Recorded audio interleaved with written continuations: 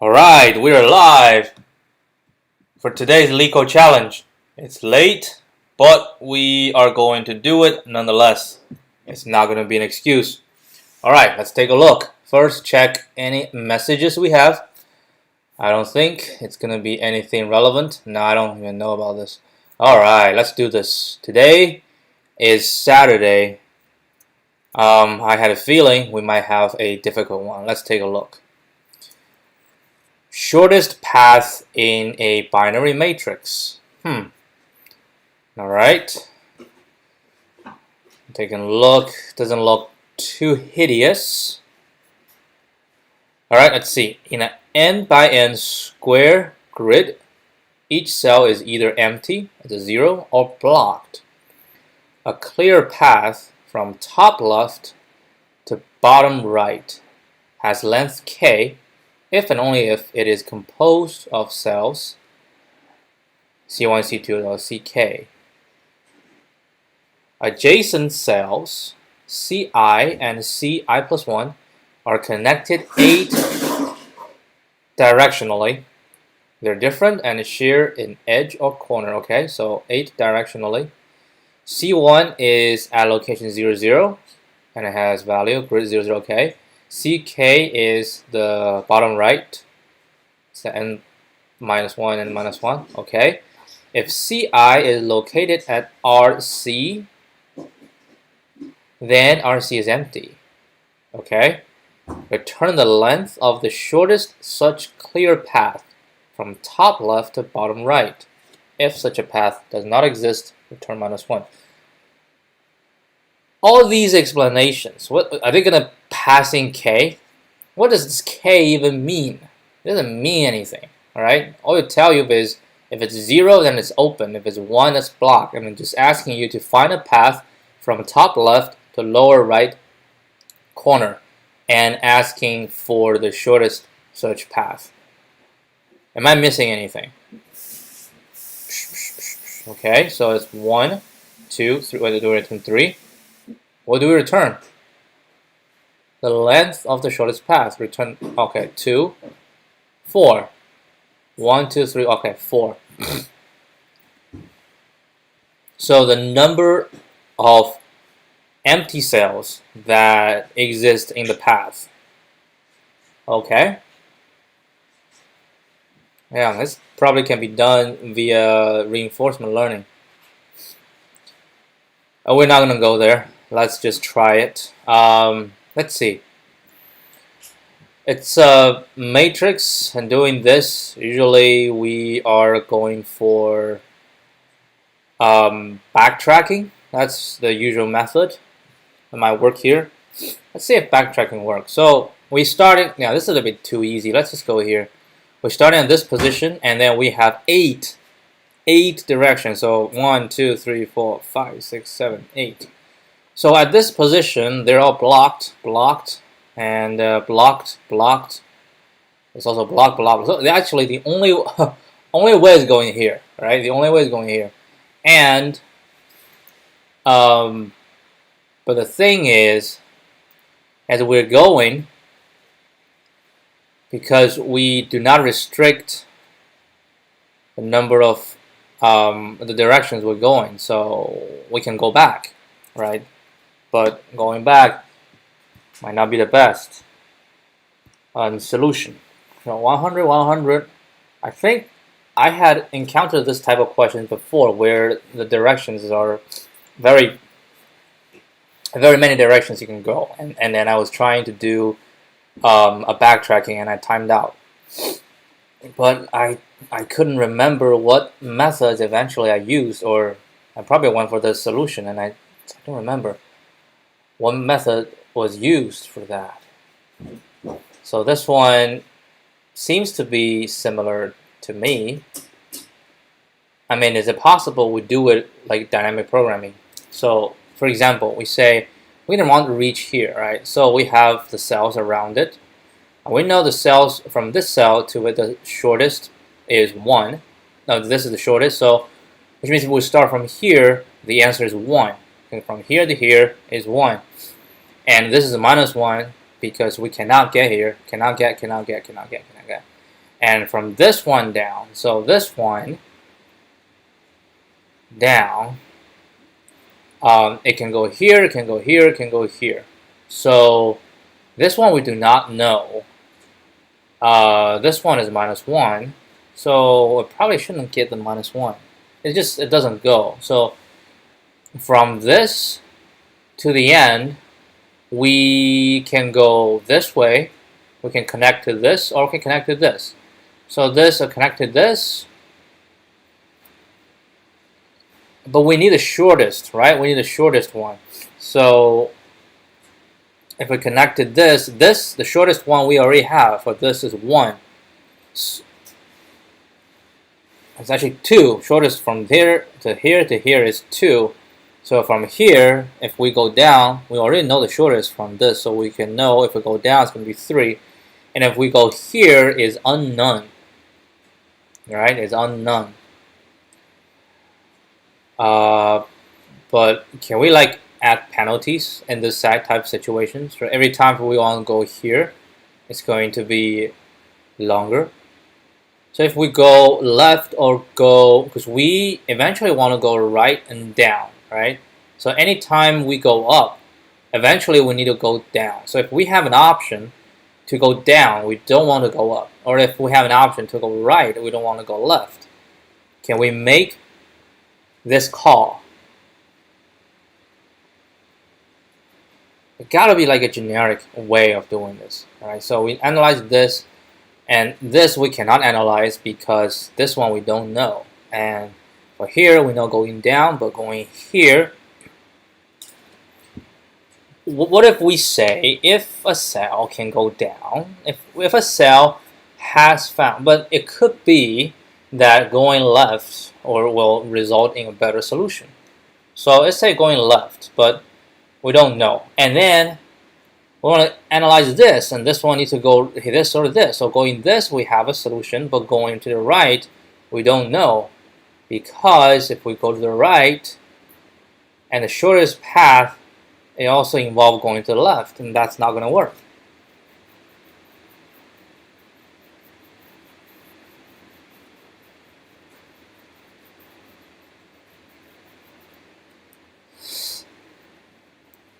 Oh.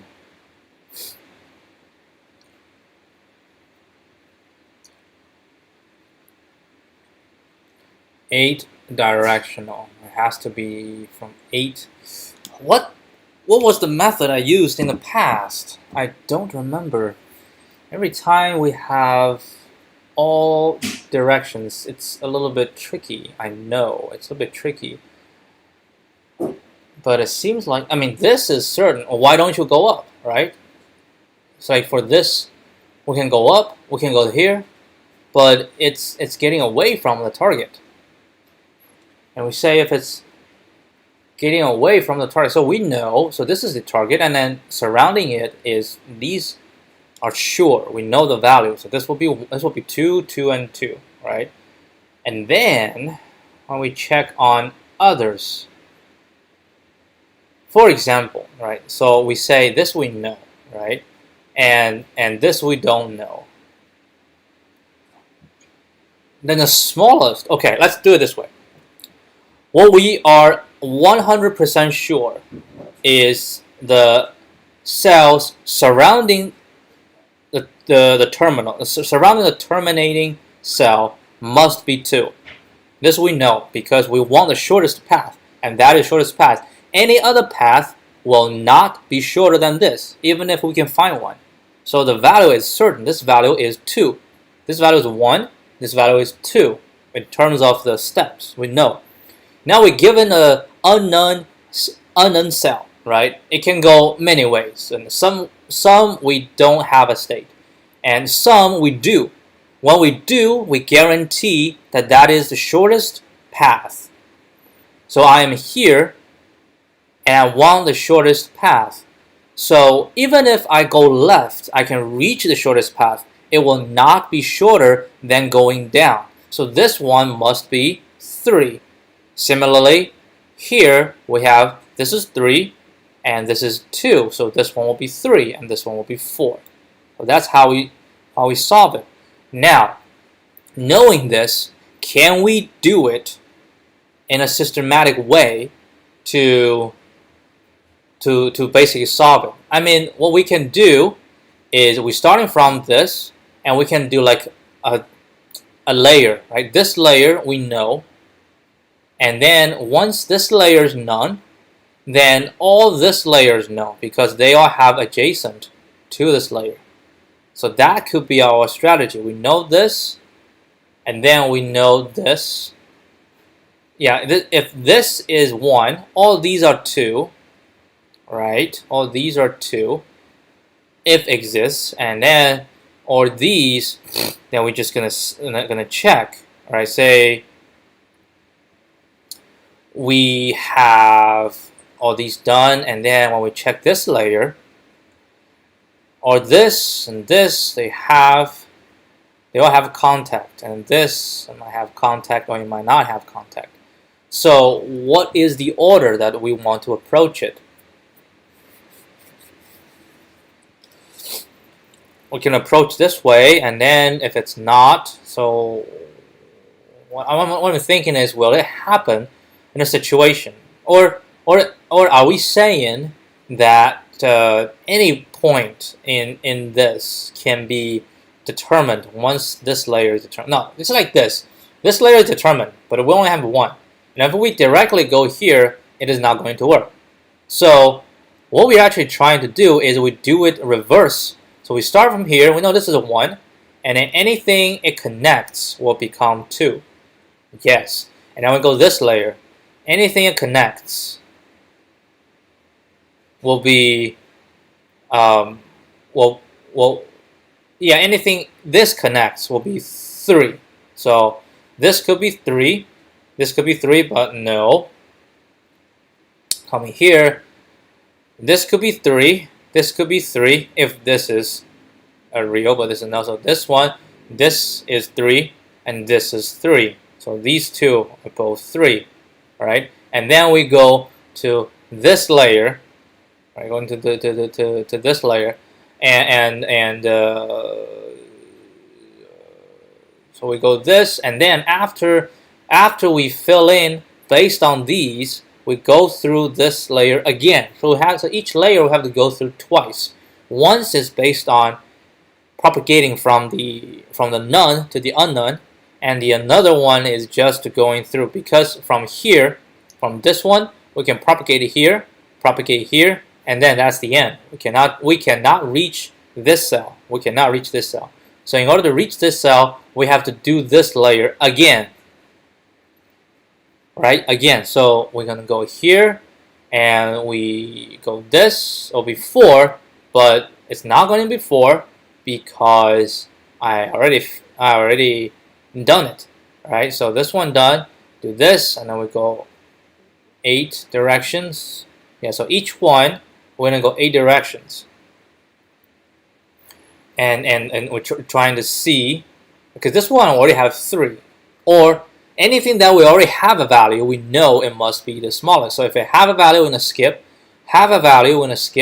it don't have value, this one on the layer that do not have a value, then we can try to see if we can find a value for this.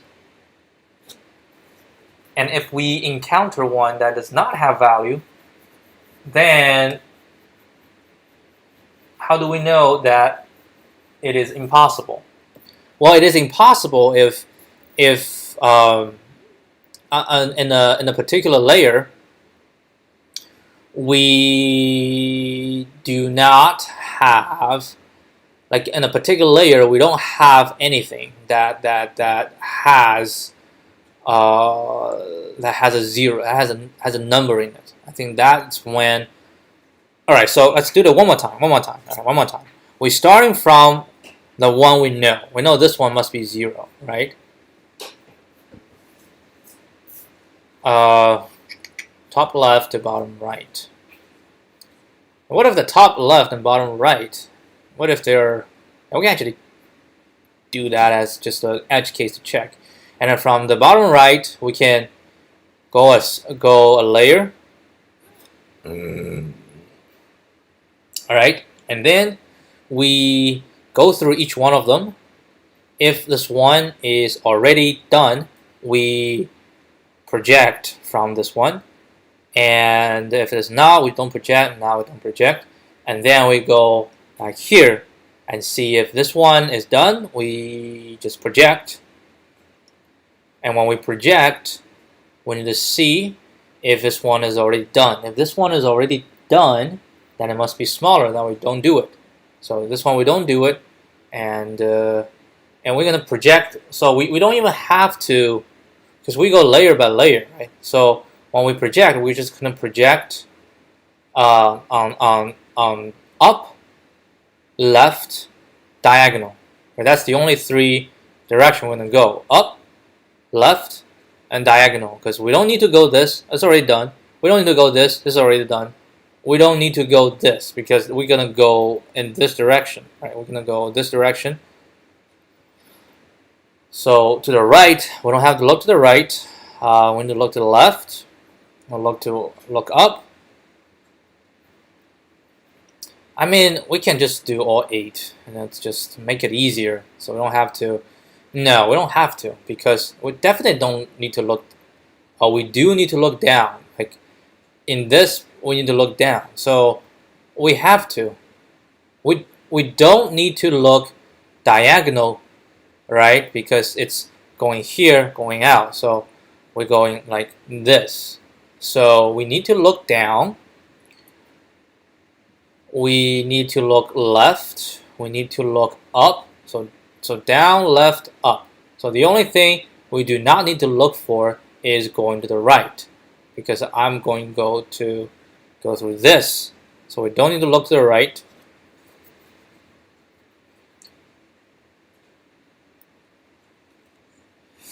Or I'm trying to do it like in a systematic manner, but maybe it's possible just to follow a single path. Because if we know that what we're dealing with right now, it is the best, then we can just pick one and then.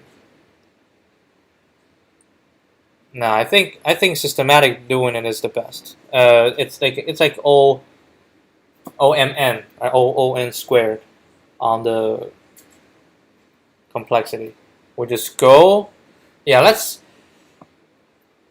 Well, we definitely don't need to consider going to the diagonal.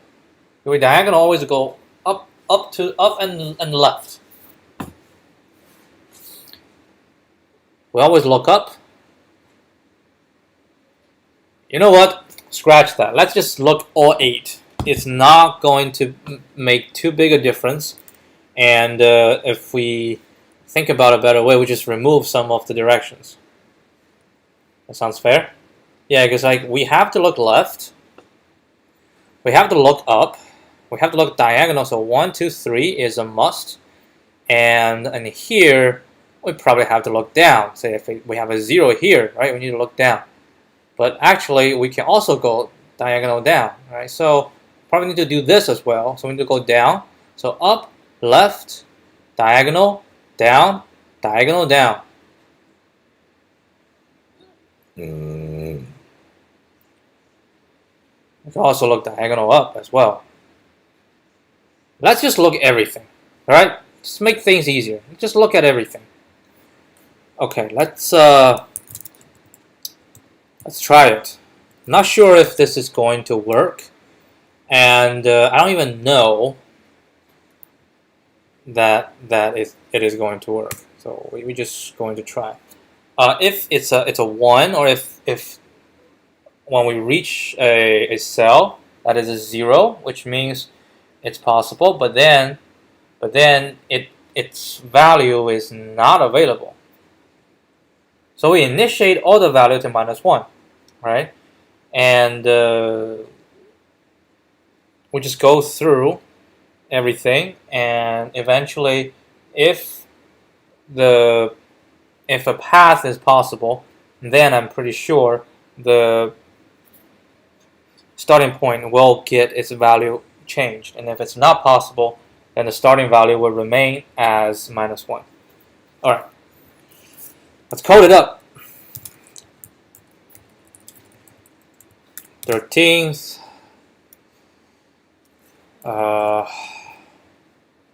Yeah, we have a general idea, but we need to really code it up to get this idea to work. So first of all, we're going to create another matrix that's the copy of this.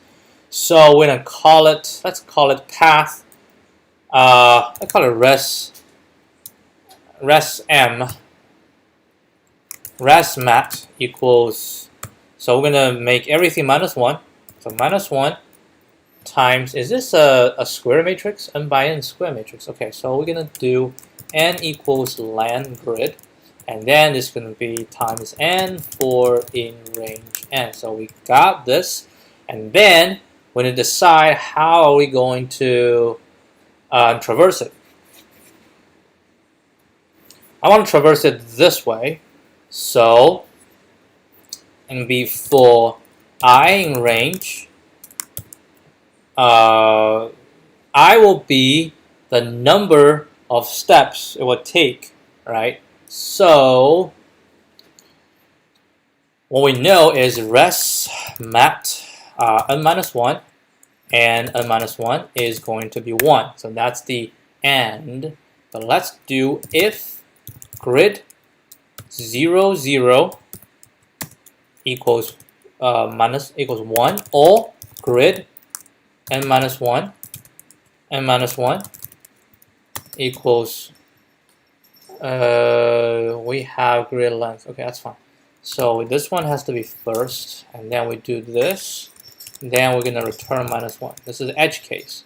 Now we know it's possible for all of them. Then we're gonna check for I in range. So we don't need to do this. So I is gonna be the difference, right? The difference. So it's gonna be 1 to so if it's here, N is 3, I will be, so -1, -2, I will be 2. So we're going to go to 3. So it's going to be 1 to N, right? I is going to be 1 to N. Does it make sense? So 1 to N, that means it's N-1 will be the largest I. And it will be 0, 0. Well, it'll be N-1 yeah, it's fine. So look at them. I is just the layers, right? It's the layers, and then we actually should not do it this way because I need to take care of this as well. So we're gonna we have an I, and then we're gonna say for J in range, J has a range as well. So J's range is, so what is J? So J is how many times we're gonna go like this. So J has to be 1 in this one, J is 2 in this one, and J is 3 in this one. Or we can do J is 0 in this one, J is 2 in this one, and J is 1 in this one. Okay, so let's say it's gonna be range what? I plus 1. Be I plus 1. Alright, so I is 0, J will be 0. I is 1, J will be 0, 1, 0, 1. Yeah, okay, that looks good. So what we're gonna do is we're gonna first check A directions, right? A directions. So we need to have A directions. dir, what directions do we have? So we have,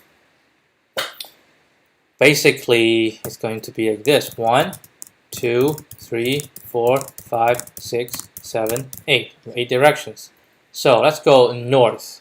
North will be -1, 0.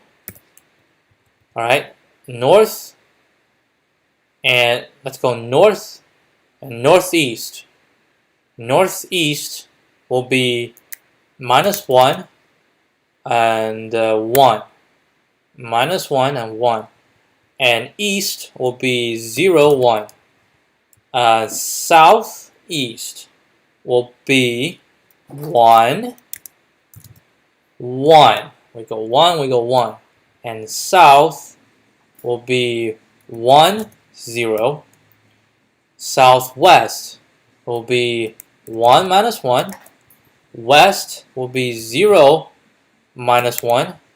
And northwest will be minus 1 minus 1. Alright, so this is our directions. So for each ij, we know the current. Let's not call them ij. It's not conventional. Let's just call them. Let's call them PQ. I like to call them PQ, right? And then we can say ij equals. So I equals n minus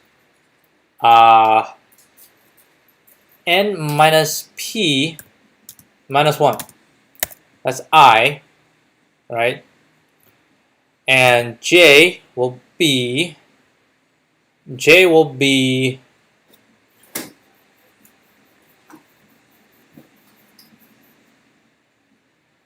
what's j going to be? J going to be n minus 1 minus j. Yeah, that's it. N minus 1 minus j. So when we start, p is 0. No, q. That's actually q. Both are 0, and then we get to n minus 1, n minus 1. Yeah, so that's the ij. Now, what we need to do is for di dj in directions, right? And then we say if I plus di, let's do ni and j. That's new. I plus di and j plus dj. Actually, I don't like this. Let's do I prime j underscore, right? So this is a new one, right?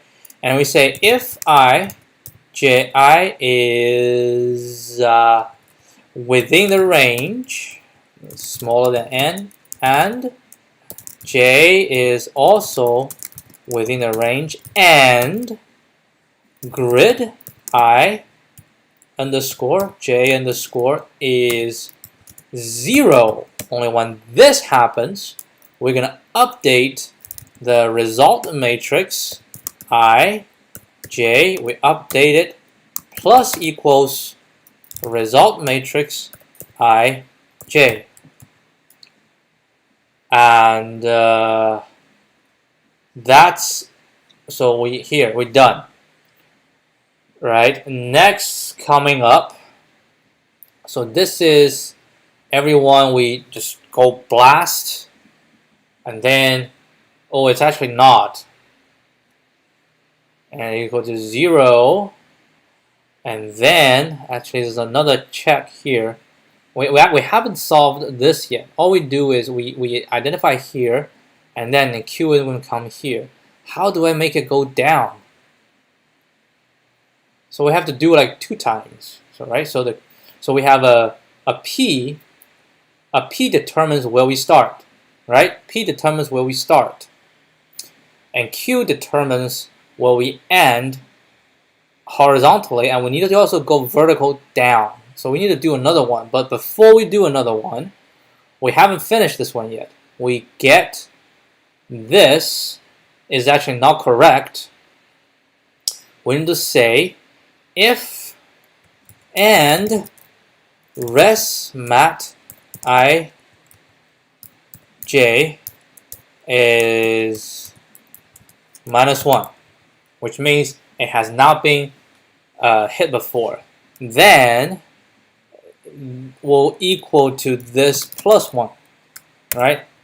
And then that's it. Because if we hit it, we already know that's the smallest, so we don't have to hit it again.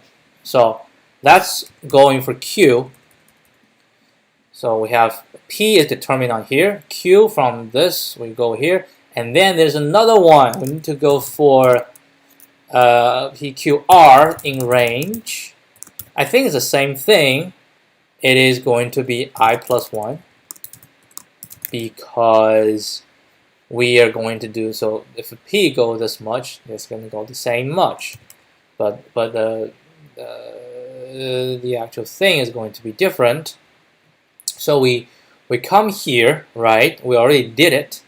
And then, so R, so we're going to start from this, but it's hold on. So it shall only do it if, so we have this, right? So we have ij, and then we need to check if it is a 0. If it is a 0, we do it. If it is not a 0, then we don't do it. So we're going to say if grid ij is equal to 0, then what we know is if it's a 0, it must be done already, because that's the current one. And then based on current one, we are going to project. And after project, we will move P1 up. And then we're going to check. If it's 0, then we keep projecting outwards. And we're going to project again from here, which is fine, which is totally fine, because if I have already projected it, then everything that can be done, which means everything can be done, is already been done, and we just don't do it. So this one will be actually following almost the same thing. So we're going to go again, ij equals. Now this will be a little bit different. We have actually going to be the same on the j. So j is going to be the same, which is, oh shoot, what is j going to be? So j going to be so I don't know. J going to be n minus 1, right? N minus 1 minus, is it minus I?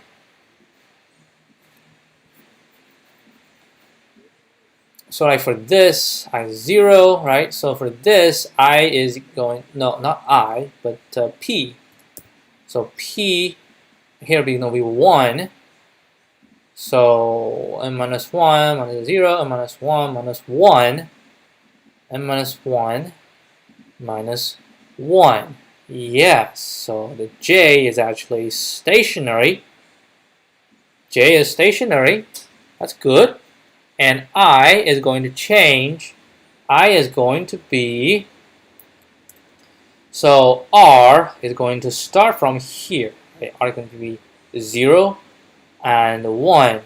So this going to be what? This is n minus 1 minus p, right? This is n minus 1 minus p. So n minus 1 minus p. And that is going to plus r.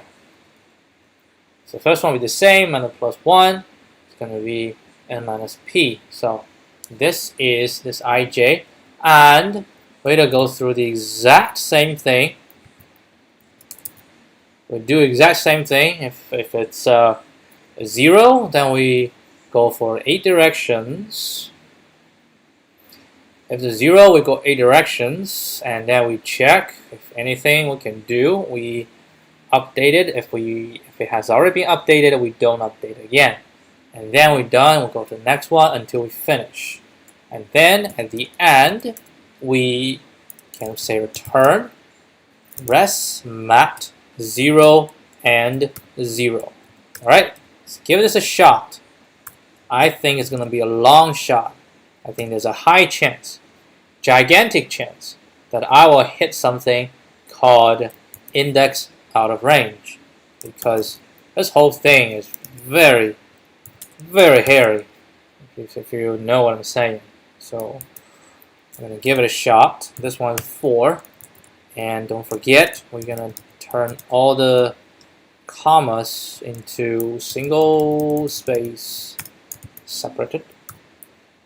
Okay, so it's going to be a grid, and this is going to be shortest path to grid. Run it. Local variable I has not been identified, so this is not I but P plus 1. List index out of range. Exactly as I had expected, it's going to be out of range. Alright, so let's think about it again. Why would it be out of range? We start from here, right? We start from here and then we go, if we start from here, P is going to be 0. Oh, because this is not I, but P plus 1. Okay, these two we pass. We're going to try our luck with this. Plus submit. And we had a wrong answer. I got a wrong answer. Alright, I think this is a hard. I think we're gonna take a look. Expected is 1. Okay, let's take a look. How does one look like? And how we fail. Draw it out. It's gonna be a 5 by 5. Okay. 1, 2, 3, 4. 1, 2, 3, 4. I'm drawing on my paper, so you guys cannot see. But I recommend you guys also draw it as well. So apparently, did not handle the -1 situation very well. 0, 0, 0, 1, 1, 0, 0, 0, 1, 0. Okay, so what we have is, how on earth is this going to be 1? I really don't understand. This is so obvious because we have a block. We have a block at the end. We probably should have tested something like this. I don't know. Alright. We probably hit something wrong. Okay, so let's see. What is the situation? So this, and we go around, we say it has to be 0, but they're not 0, so nothing gets updated. So we can actually check. Let's take a look at the result matrix, kind of give us a little bit idea what is actually happening. So we only run the last one, and the result matrix says, this is a terrible way to print a result matrix. I'm going to print a row so this will be easier to visualize. So we have 1, and these are all -1. How come this becomes 1? How? This should be -1. And how come these become 0?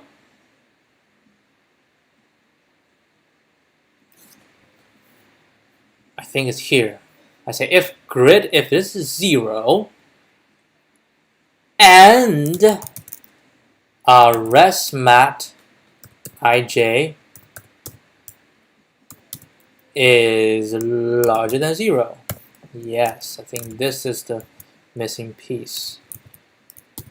And then we'll pass. Okay, let's add this into it and see if that solves the problem. Yeah, that's actually true. This is an oversight. So when I run code, let's make sure that it's still working. Actually, I can check here. And we don't want to print anymore. Now we pass, try again. Wrong answer. Alright, now we're gonna go for this. I hate it. This is called try and error, which is basically cheating. But sometimes it's just, you know, I think this might be a hard one. Yeah, we got this one wrong. Okay.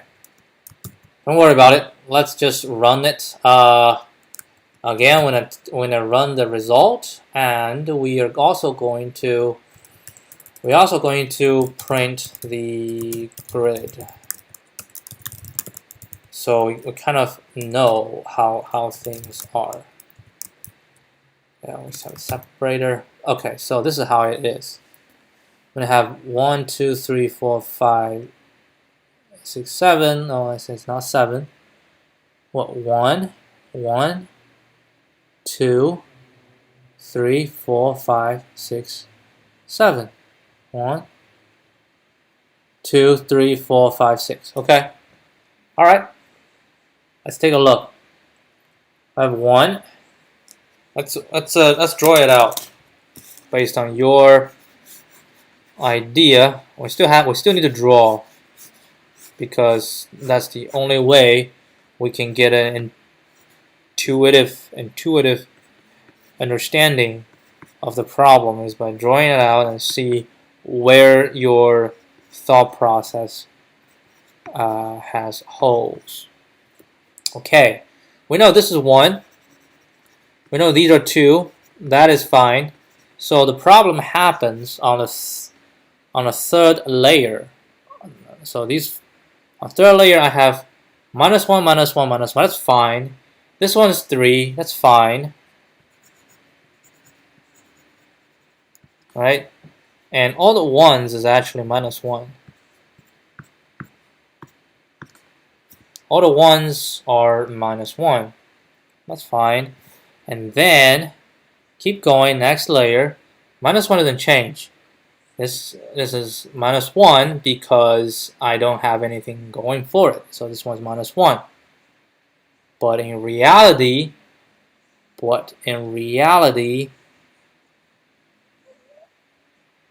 how do we get 6 anyway? I just realized this one cannot cross. It's getting blocked. 2, 3, 4, 5, 6. Okay, that's the 6. Okay. So now we're looking at here, right? These are all -1s. This one's good. And then this is going to be -1, -1, -1. And this is going to be 4. That's true. And this is going to be 4 as well. That's true. And this one is going to be 4 as well. That is also true. So far, so good.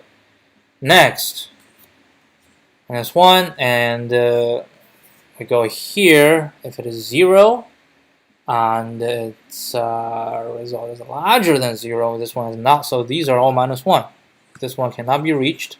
This one cannot be reached. This one is. Oh, we have some issue. So this one, these are. So what we're saying is this is -1, this is -1. This. Oh, this actually can be reached. Yes, this is a 5. It can be reached by this. And this one's also 5. This one's 5. This one's 5. Everything's correct. The only thing wrong is this one. And then we need to go here. It feels like I just didn't go the last one. I just didn't go the last round. Because this one's not 6. I didn't update as 6. Did I not do enough? This is 5 by 5, right? For P in range N, we shall reach. How come the top row is not updated?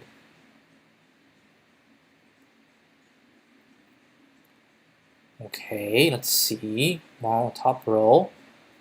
P, the last P. So P is in range, and so 0, 1, 2, 3, 4, right? So 0, 1, 2, 3, 4. And then I say I equals N. N is 5.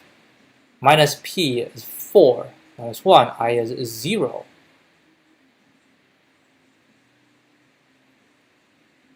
No, it's actually, we can check here.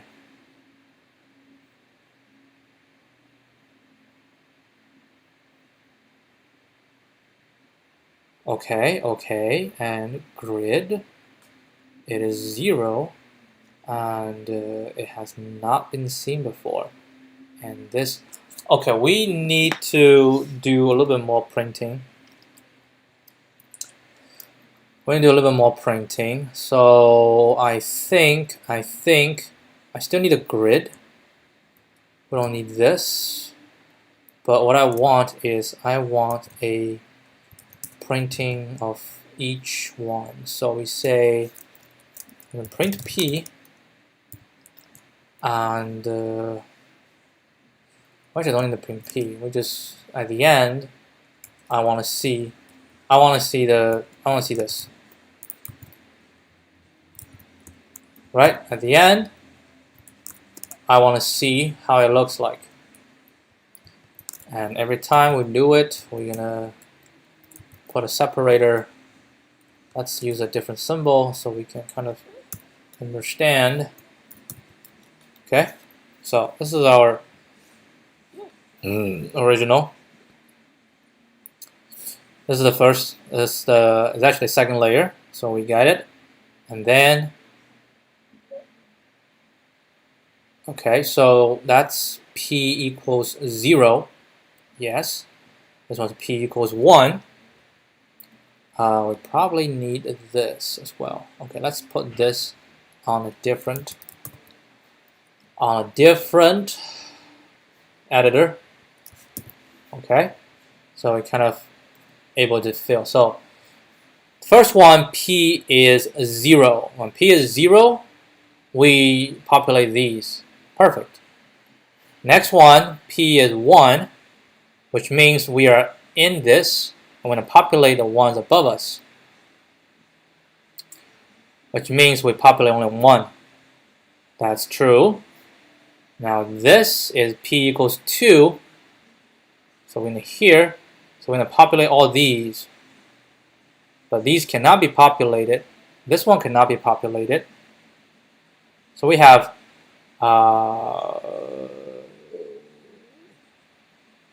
okay, P0, 1, 2. So P is 2. So P is 0, 1, 2. So P is 2. P is here. So we go through this and then we try to populate the ones ahead of us. So when we populate this, we cannot populate, cannot populate. So we have all these cannot populate. What? Here's 3, so we can populate this. So all these can be populated. That's fine. Next, P is 3. 0, 1, 2, 3. P is 3. So P is 3. This cannot be populated.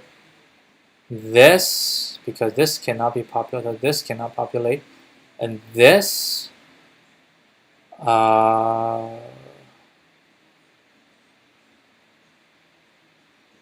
wait, who's popular? Where am I? Where am I? P is 0, 1, 2, 3. P is 3. Right? P is 3. 0, 1, 2, 3. P is 3. So we are at this row.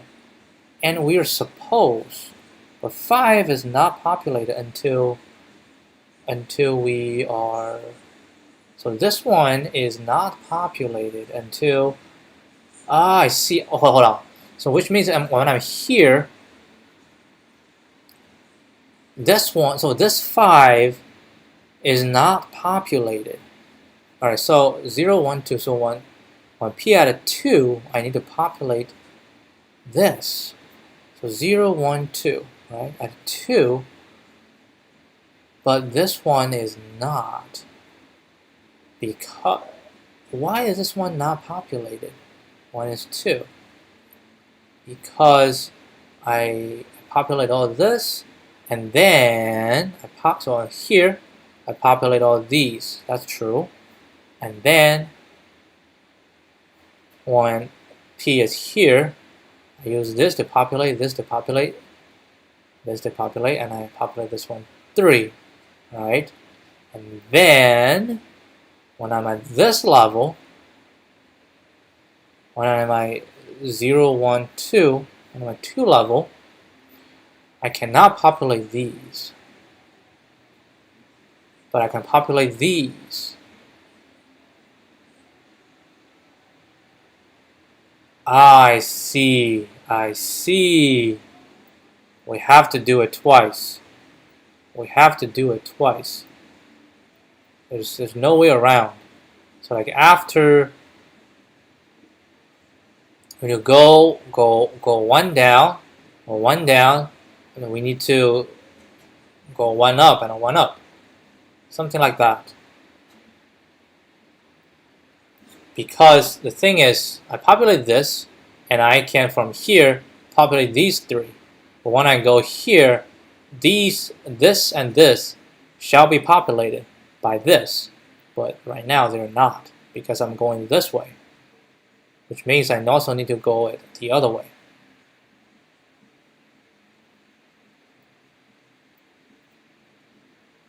Yeah, that's true. We need to go it both.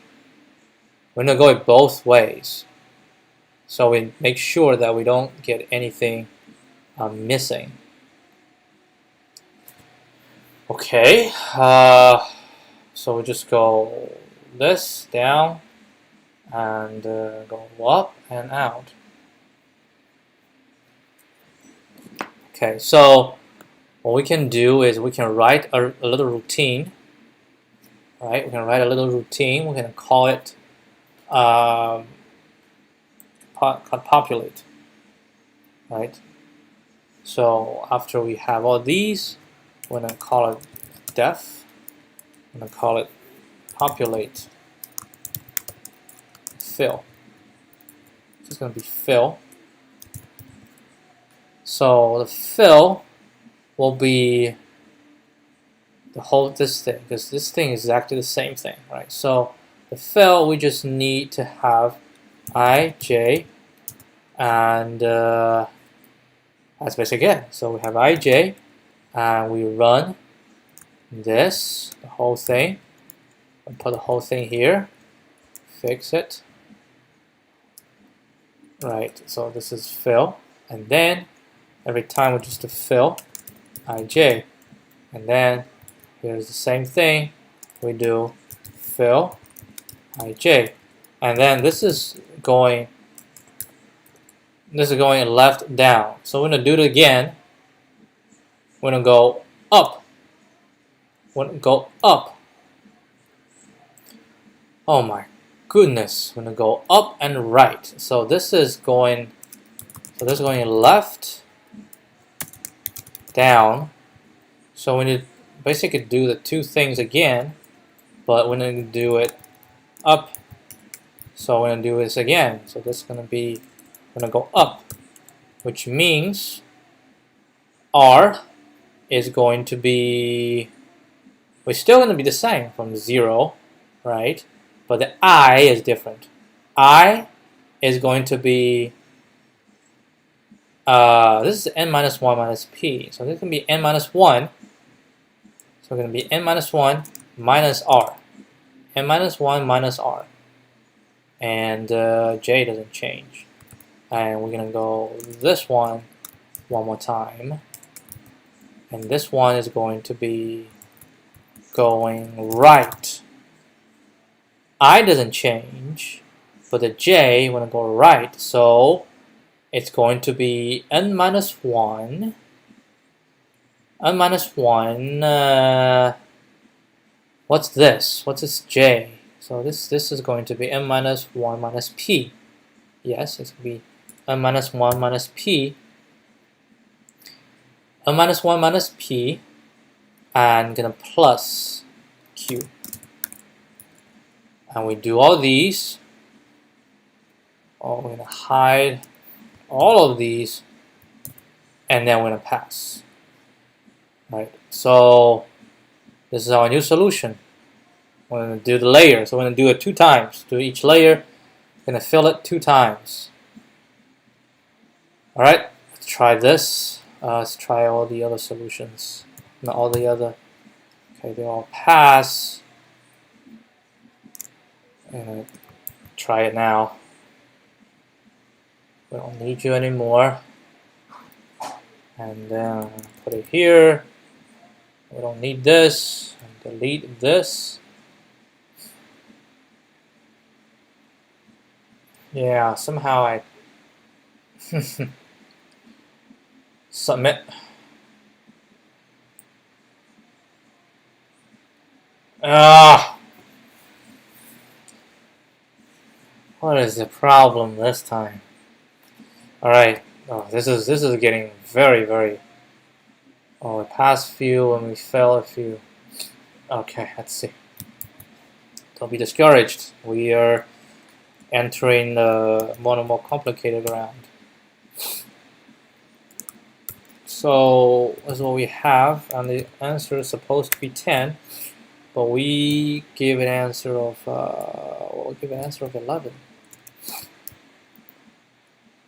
Don't be discouraged. These things happen all the time when you are handling really.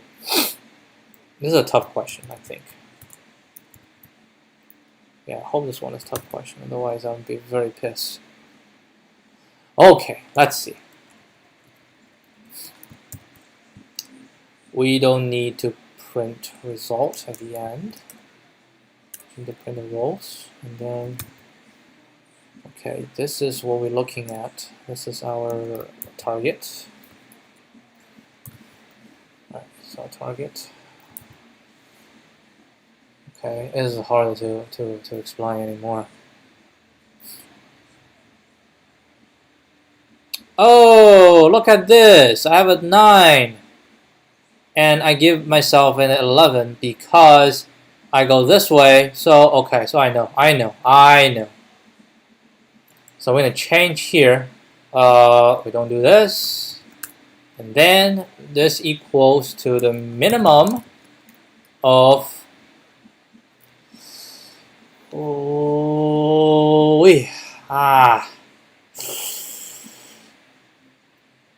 okay, it's be like this. If resmat I this j this equals -1, then we do this. All right, and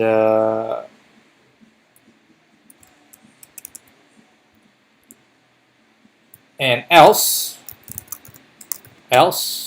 then we're gonna do equals from the min of itself, resmat ij, now I underscore j underscore, and this. We're gonna pick the smallest of the two, and this is going to pass. Okay, this is good. This is looking really good. I think we are correct now. Except, I think the only thing that's going to stand between us right now is timeout.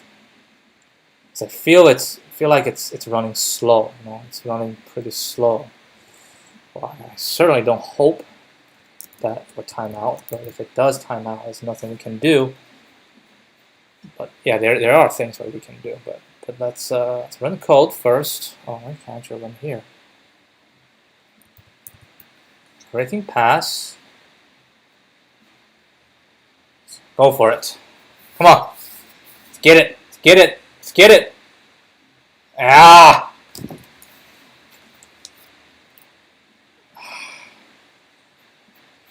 Oh, we are going. Oh my God! This is. We're going closer and closer. What is your problem? Man, this is. Trial and error is not fun. Not fun at all. I think this is a 100 by 100. Which means it's going to be really tough. Say to test. And the result is okay. And then we are going to print out everything. As usual. Oh shit.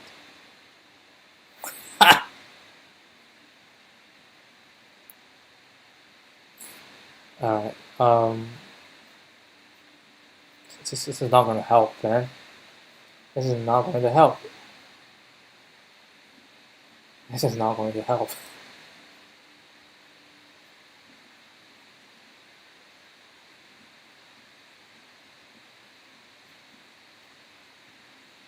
Oh my god.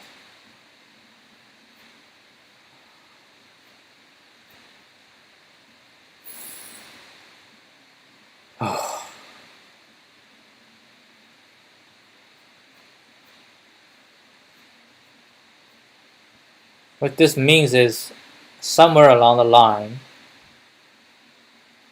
jeez, somewhere along the line I had a value which is not supposed to be there, but it is there. And this one can't even reason with it because it's just simply too huge. It's too big. Oh wait, what? The output is -1. It's expecting more. Oh no, that's a different problem.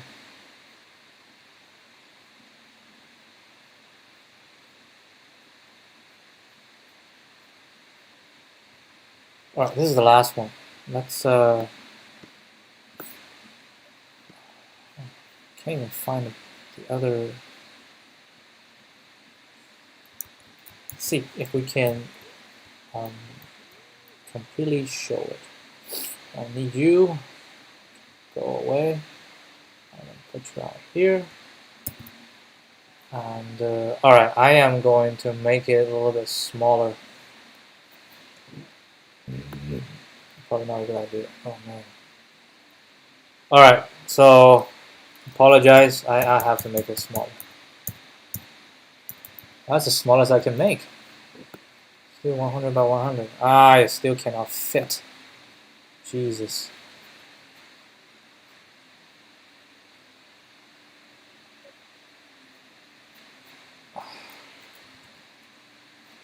Alright, this is a very, very hairy debugging session. It is -1. Oh, the output is -1, but it's not supposed to be -1.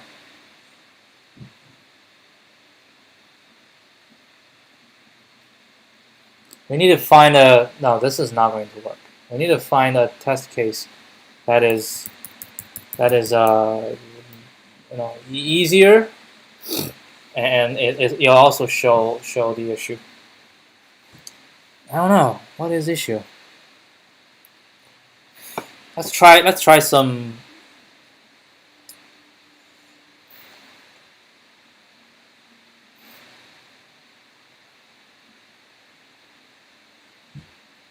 Expected 146. What has gone wrong?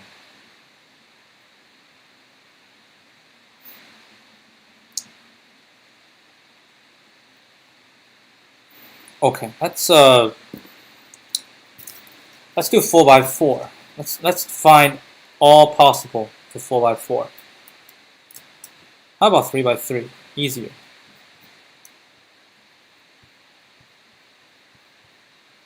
3x3. Right? 3x3, all zeros. I'm trying to just figure out what is actually the one that we miss. Gotta be a thing that we miss. So this is 3x3, and 3x3 should return.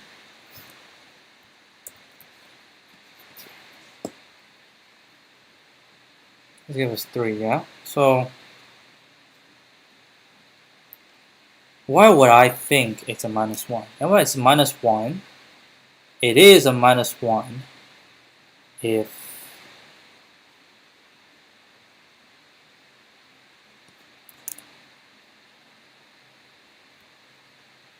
it is -1, that means when P is at, so if P, we go all the way, right? P will go to N, so it does go to the first row, right?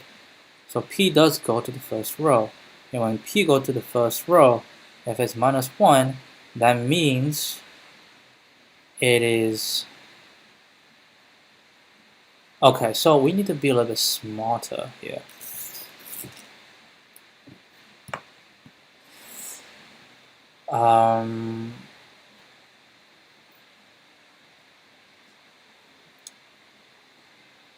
I want to print out, instead of all of them, right? Let's just print out for a row in, let's just print out 10 rows. And I'm going to print out also 10 columns. And this is also 10 rows and 10 columns. Kind of just focus on, right? We're gonna try to focus on the top 10, right? This is top 10. So we see this shall get updated by this. But we receive -1. It's getting just blocked, completely blocked. Nothing's getting past. Why is that? So as far as I can see, nothing is actually blocking here. All right, let's get a 20. I think we can handle 20. Yeah, let's go to 20 and let's see how 20 works. So 20. Oh, 20 is all -1. So we got him blocked at 20. All right, let's reverse it. The last 20.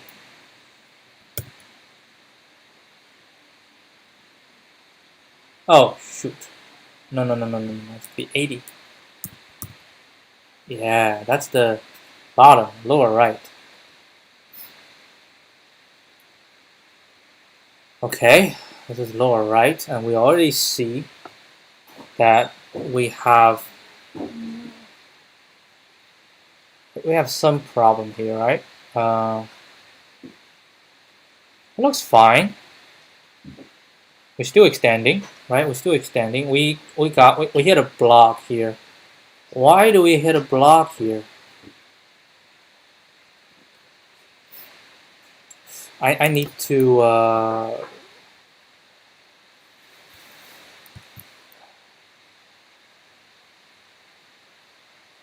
why it pass? Not -1, man. It's back to 146. Okay, so here we're gonna do, right?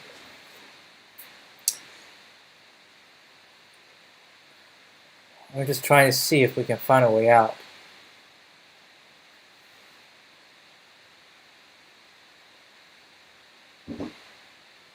Yeah, there is a way out, but we are not seeing a way out. Let's see what the problem is. This is fine. -1 is 3, 4, 3, 4, 5, 6. This is extending.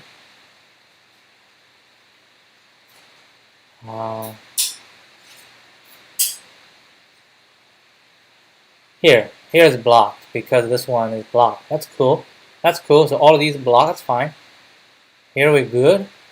This is good. Here is good. We go. That's good. Coming up. That's fine. Fine. Fine. Fine. Good. Good. Good. 22. 23.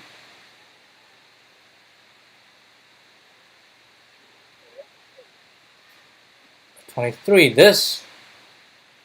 Why is this -1? I have 23. It's supposed to extend upwards.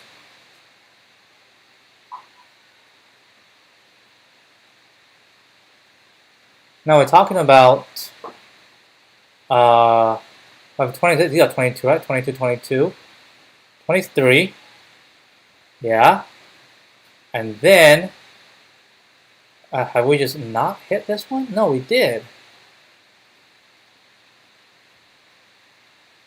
Oh, we did go 2 times. Why is this the case? Yeah, this is the end, and they're all the same, which means we did not extend. Why is that?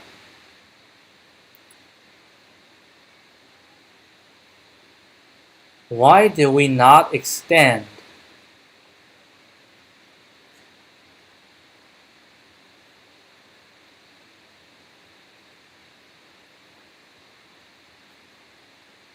This is 0, and the result is larger than 0. That means the result we have hit. So I'm just imagining when we hit this, right?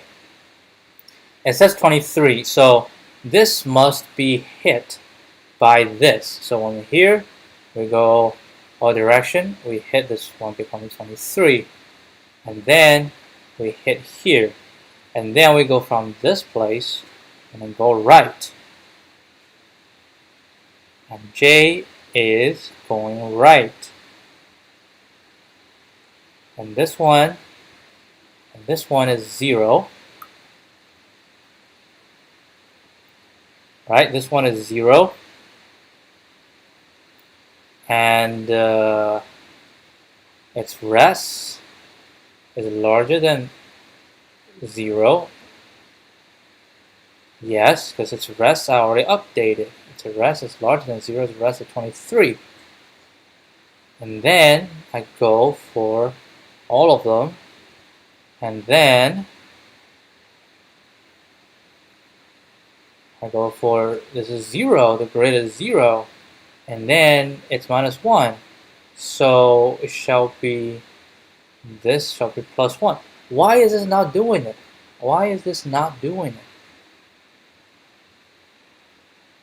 Alright, I want to know. I want to know. This is 0, 1, no, this is the last 80, right? So this is what? This is 99 minus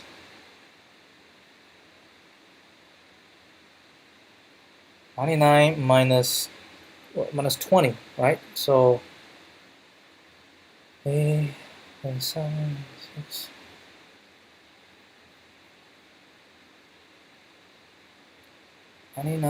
Minus 80 and minus 20. So this is 79, right? This is 79. So this is 79 and 99, 8 and 7.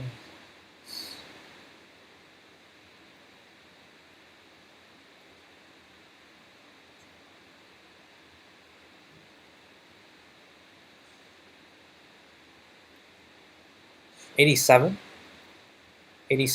So what we're looking at 87. We're looking at what we're looking at. Rest mat 78, 87. Oh, nope. I think we got it wrong. It's not a 78. 87. It's oh,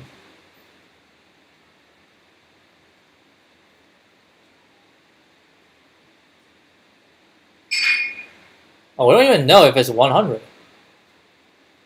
It is most likely it is 100, right? N is 100. Yeah, it is 100. All right. Hold a sec. We'll take a break right now.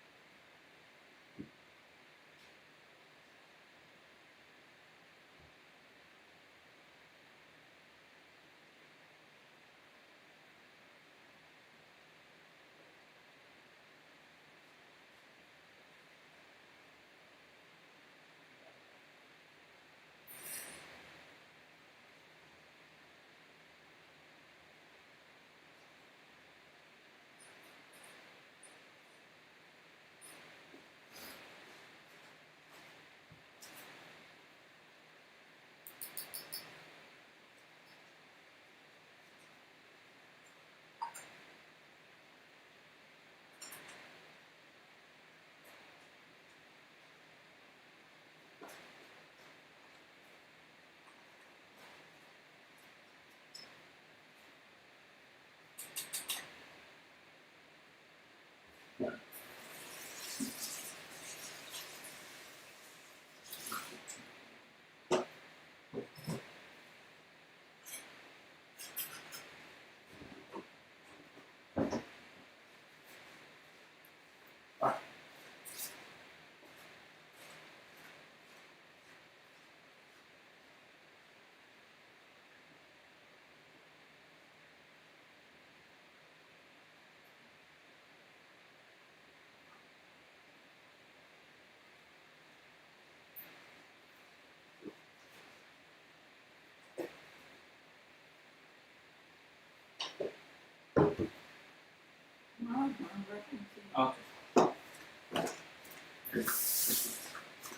All right, back. Keep working on this.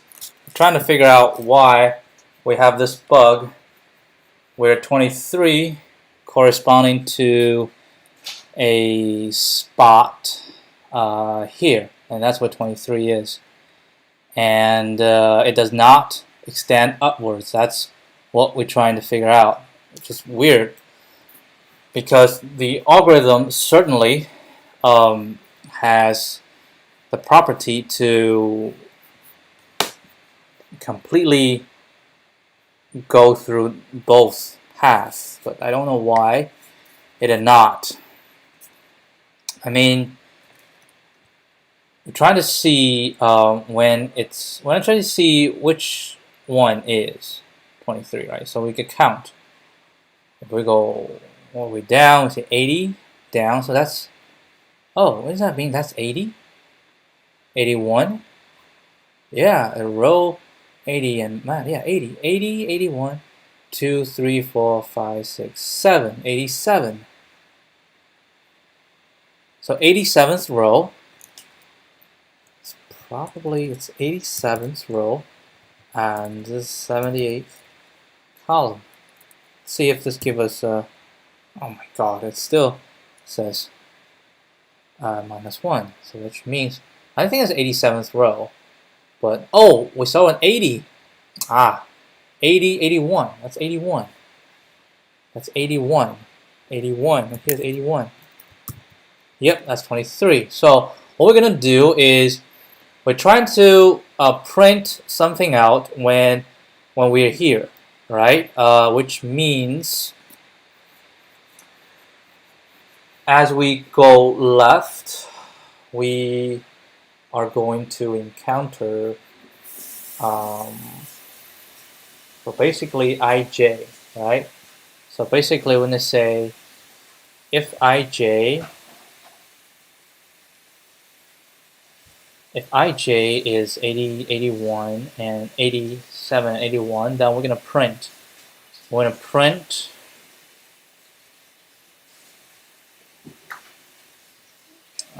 print basically everything. Okay. So here is what we want.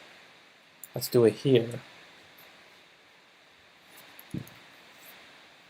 I just want to see like what is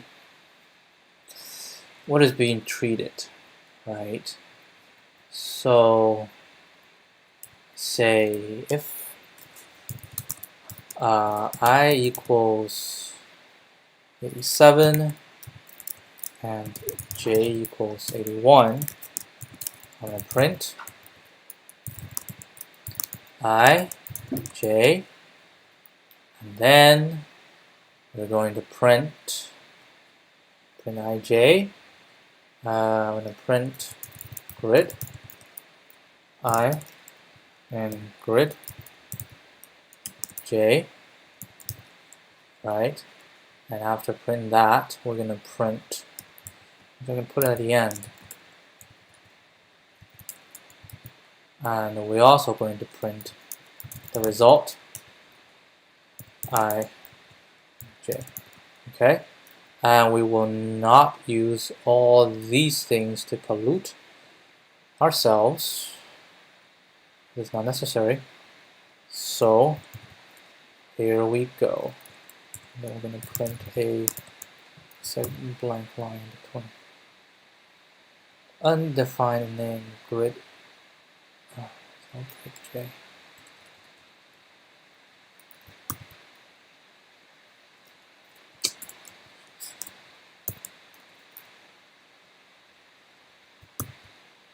Alright, we didn't even hit this one. How? How is this possible? We didn't even... Oh, did we stop somewhere?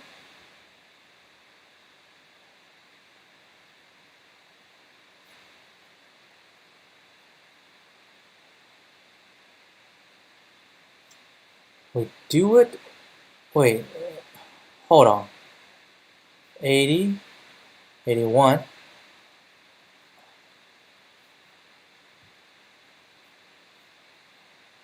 80, 1, 2, 3, 4, 5, 6, 7. 87.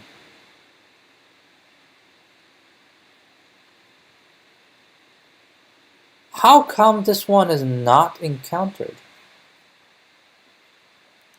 Doesn't make any sense. Oh. Oh, no, yeah, it doesn't make any sense. 87 and 81. We're not hitting this.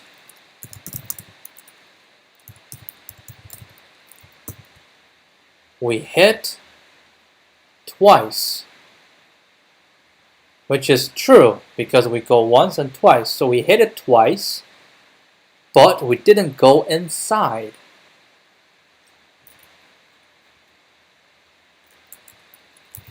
Let's go grid ij. Grid ij is all this. And res mat ij. I just print both. Grid I, j, and this is -1.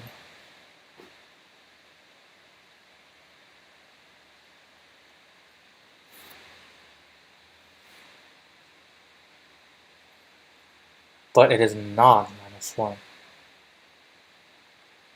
So the first pass is going to be this. This is going to be -1. And going down. Second pass is from this going up. How come this is still -1? When in fact, I have already updated.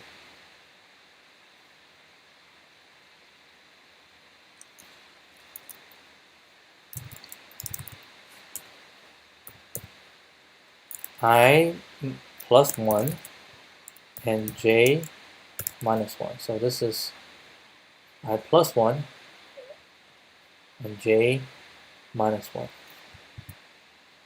Yeah, right. This is the second time. How is it? How are you still this? I updated you, right? I updated. Like, this does not make any sense. When I'm here,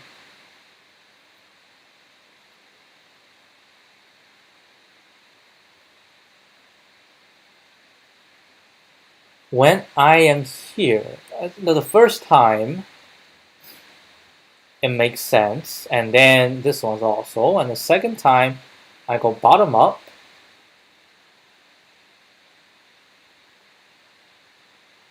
and no matter how, I go bottom up or whatnot, the second time, when this is -1, so we got this, so when we hit 87 again, right, when we hit 87 again, it's in this pass, and see it's still,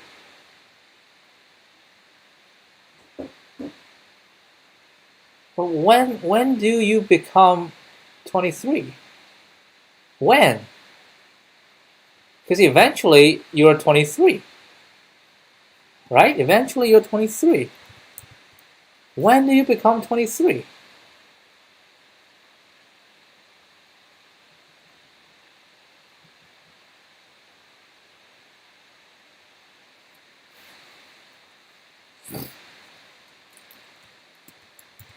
When do you become 23?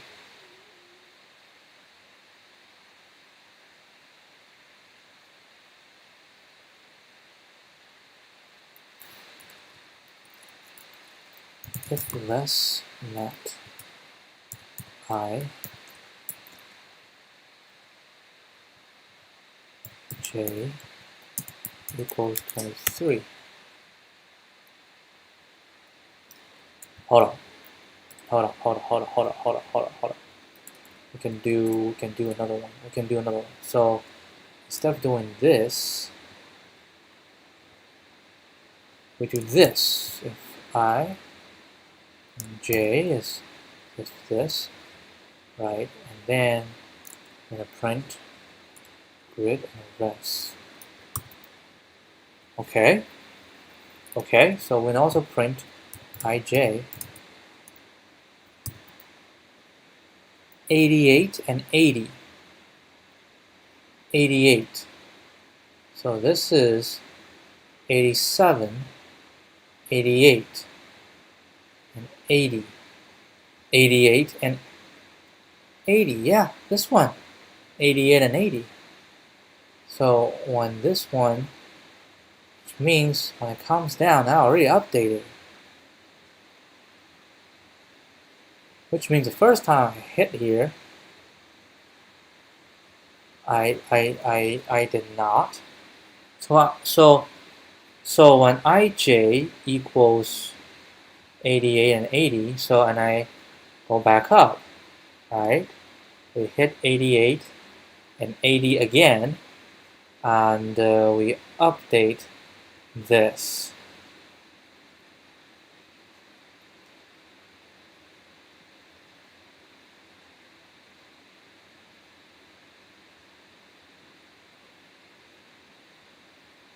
Then what happened?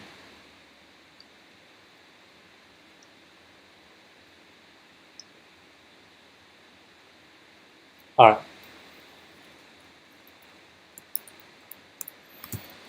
Let's do this. When we're gonna do resmat 87 and 81. Right, and then we just say when this is equal 88.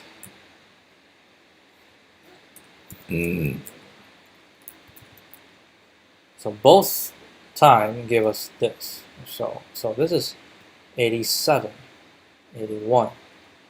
And then we're gonna be 87, 80.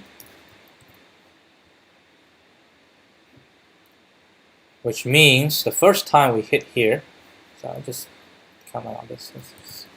Which means the first time we hit here, this is -1. But the second time we hit here, this is not -1. But, oh my god, but, yeah, so like when we hit 88 and 80, first time we hit this, first time we hit 88 and 80, this one is -1 because I just hit here, haven't changed it. But the second time I hit it, it's already 23. And then the second time I hit this, it's also 23. But the weird thing is, when I hit 87, 81, it becomes -1, which means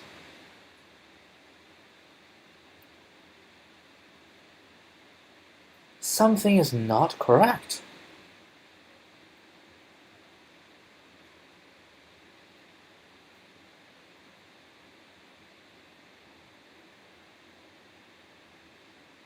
Say if this is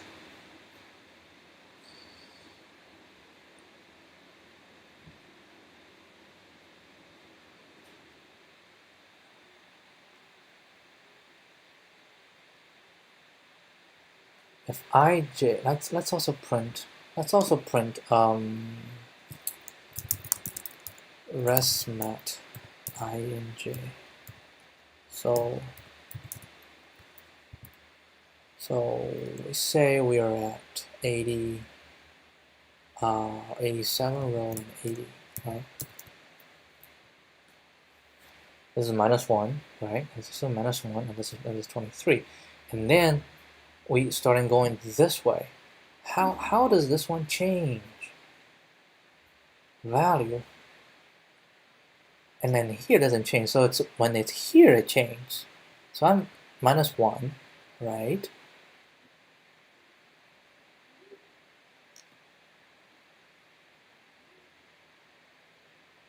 And then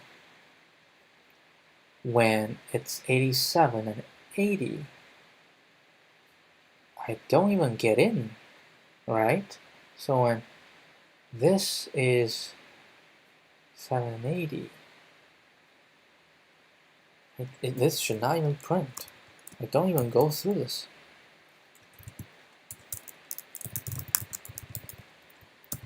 Yeah, I don't even go through this. I don't even go through this.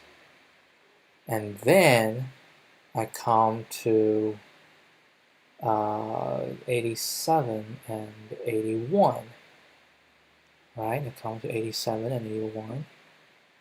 Go inside. And it's changed.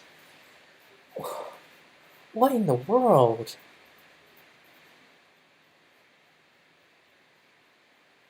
What in the world?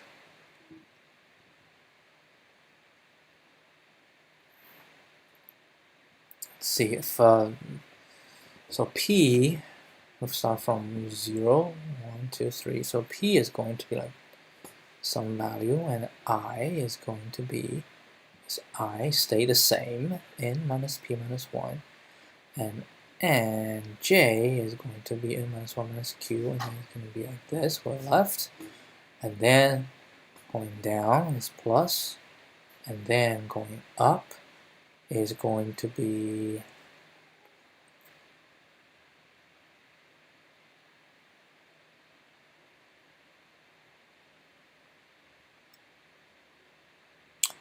n minus 1 minus R. That's going up because R is, yeah, going up, while the J doesn't change, and going right. J, it doesn't feel wrong to me. Does not feel wrong to me. Then what does go wrong?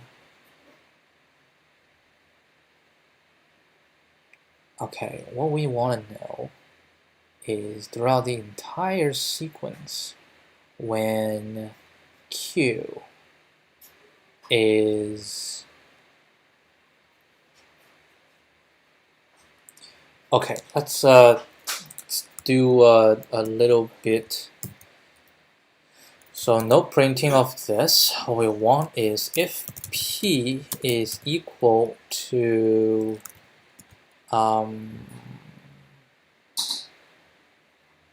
I want to see the result. I want to see the result, which means result after everything. So if P is equal to, so we have our, which row? 87 row, right? 87 row, which means this is 0. 0, so P is 0. 1, 2, 3, 4, 5, 6, 7, 8, 9, 10, 11, 12. So when equals 12, I'm gonna print. I'm gonna do this. Right, I'm gonna do this. I'm gonna say I'm gonna do 80 to the. I don't even need to do 82. I do have to do 80 to the end. So we're gonna do this. P is 12. We're gonna do all this. Right. This is not what I was hoping because I forgot to do for row in res print row. I'm just printing a row. That's not what I want. What I want is to print for row in this print roll. It should be here. That's why it's wrong. It looks weird because the print shall be here.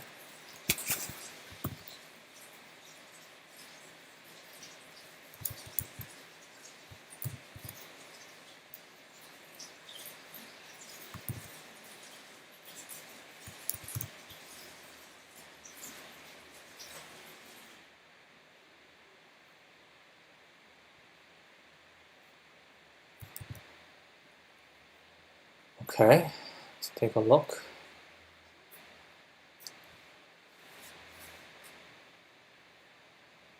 Oh, this is weird. It hasn't even populated all these yet.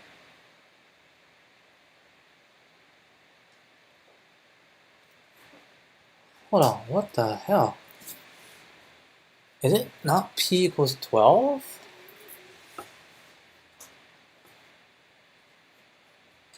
It looks like when p is 12, I haven't even gone. When I go into 19, 0, 1, 2.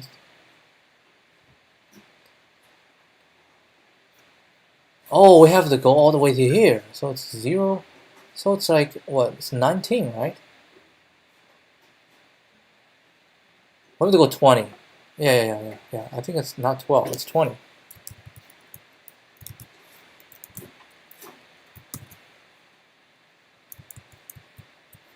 And we kind of able to just take a peek. So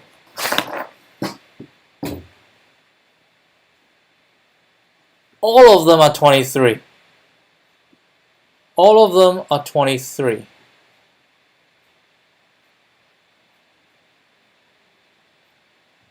So which means when p is 20,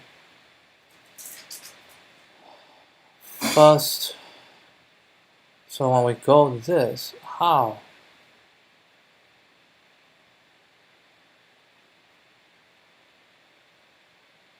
Oh, I'm not thinking right.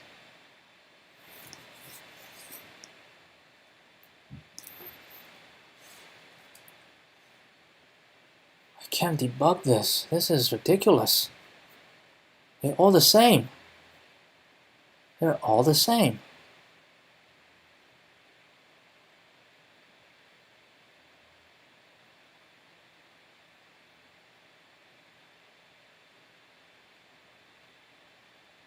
P is 20, so what we're doing is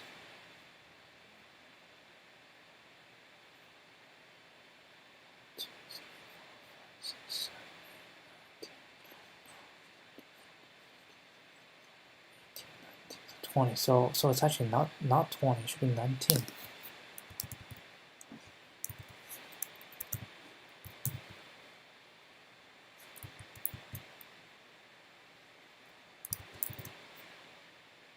Yep.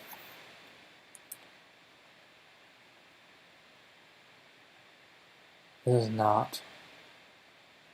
But when we come here, it becomes 23. Still 23. Still 23! It is 23. All of them showing that this is 23. But why on earth in our last going to the right, it does not change? It does not update the other values.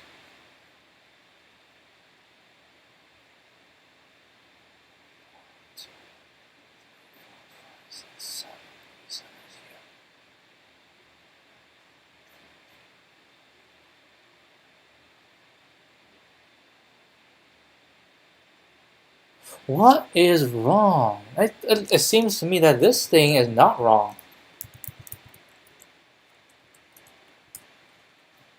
Seriously, it seems to me that this is not wrong. But why, when we hit ij, and then when we hit ij is 81, and it just constantly give me minus 4 instead of what?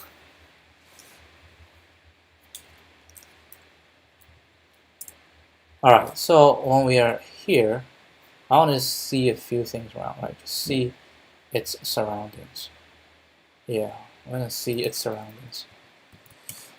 I'm going to say for di dj in directions print less mat I plus di and j plus dj. Kind of just take a look around every time I hit it. So first time I hit, everything is minus 1. Second time I hit, we have this. It is 22, which is oh,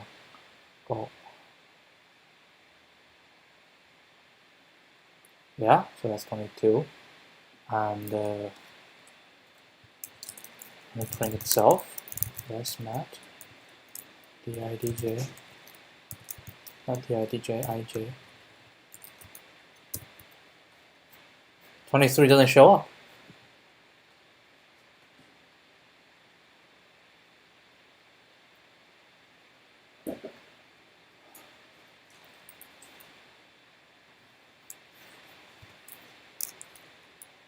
I don't understand.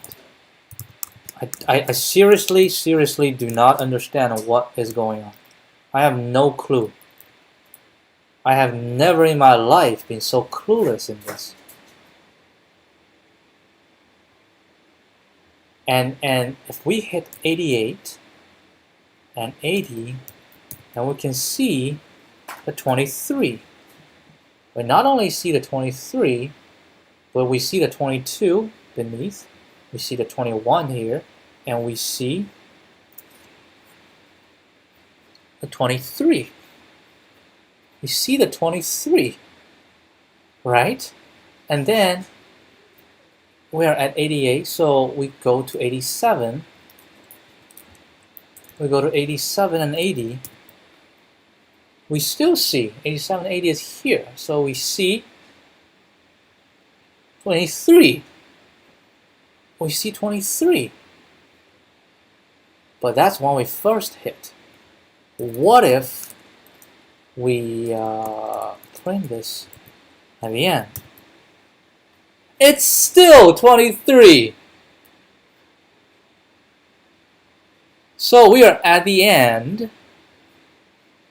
We are at the end, and we still see 23. And the next time, when 23, when we actually hit this value, and it becomes minus 1. What on earth?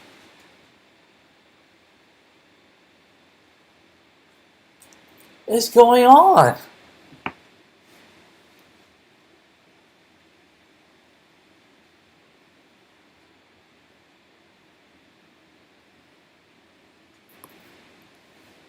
But hold a sec. Hold a second. Isn't this supposed to be hit twice?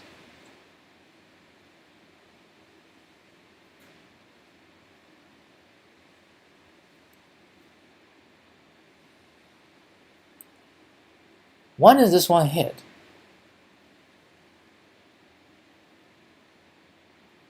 When is this one hit?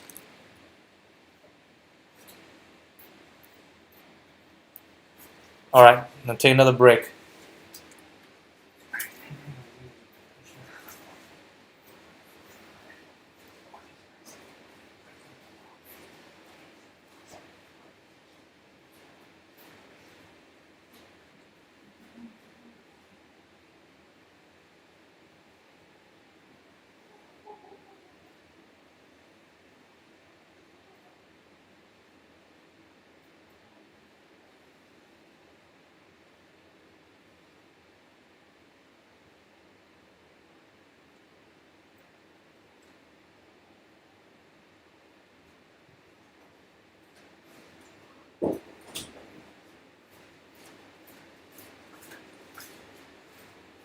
Alright, I'm back. Okay, trying to figure out what went wrong in this algorithm. It just mysteriously turned my value from 23 into -1. I don't understand.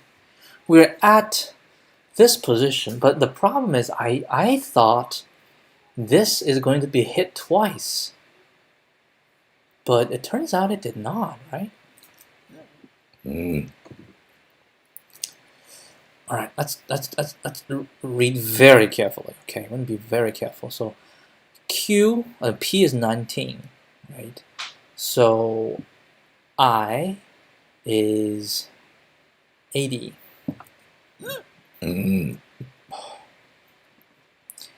I is 80, and J is going to be from 99, which is the end, to what? So P is 19, so Q is going to be 19. So P plus 1. P is 19. P plus 1 is 20. So Q is going to go all the way to 19. So it's going to be 99 all the way to 80. So 99 is here, all the way to 80, right? So to 80. So we hit it once. And then R is going to be this. So I is going to be n minus 1 minus P. So P is 19, so it's 80. 80 plus R, so it's 80. And N equals, J equals N minus 1 minus P.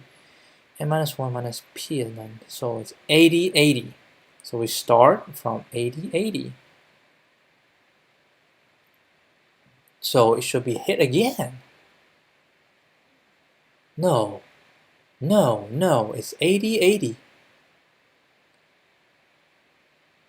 80, 80.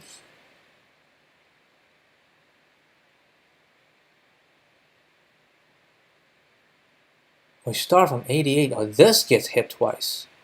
My bad. This gets hit twice. 80, 80 gets hit twice. And then, on the way down, we hit this. Oh, we're at this and this. I think we know. So this value, which corresponding to this, is only updated when this is updated, when 80 is updated. So if you think about it, so when this is updated, which one? It's belonging to this. Oh my god. So it's belonging to 18. Right? So it's when this whole thing gets updated. It's when this whole thing gets updated. 23 is still -1 because this can only get it from here. But when we update this, when we update this 23 row, the column, it is -1 because we haven't considered this yet, and we're only here, and this one will go here. So the only thing that can come to this is this one, and this one is blocked, so nothing can come to this one, which is true. We cannot find a way to here. Now the only way we get it here is when we are on this side. On this side, we did update it, but we are already here, so we cannot re-update this one again. So are you telling me now that we have to do the entire thing again?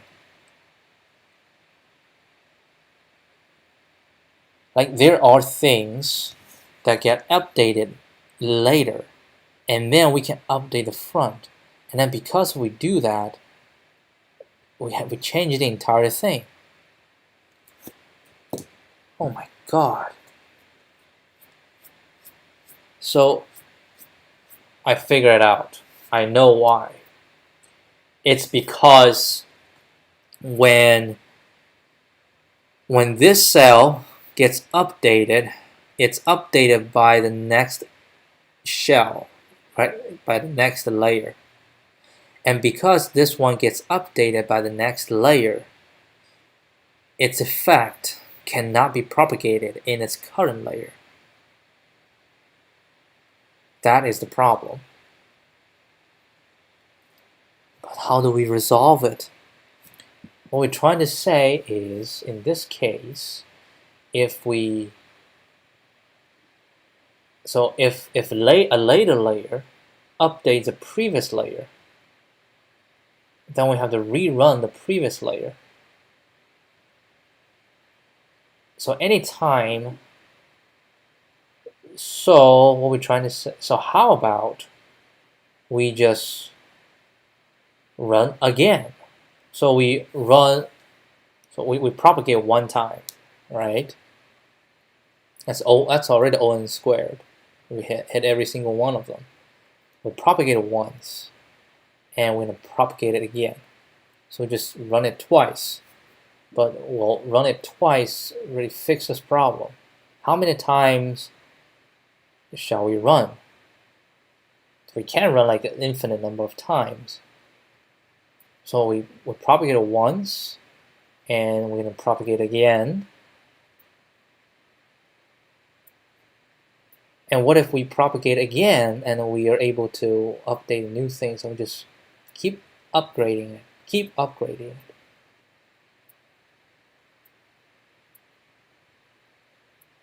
How many times do you think we need to run this in order for the whole thing to converge? It's like any time if you run and there is any change, so we converge when we run, and then there's no update. That's when we converge. Let's try it. So the idea is we're going to run, and this is going to be wrong. It's because we didn't run it enough. So we're going to put a flag. We're going to put a flag. Let's call it self.update equals false. And any time that we're in here and it's updated. So when someone is updated, self.update become true, right? And then we're going to say while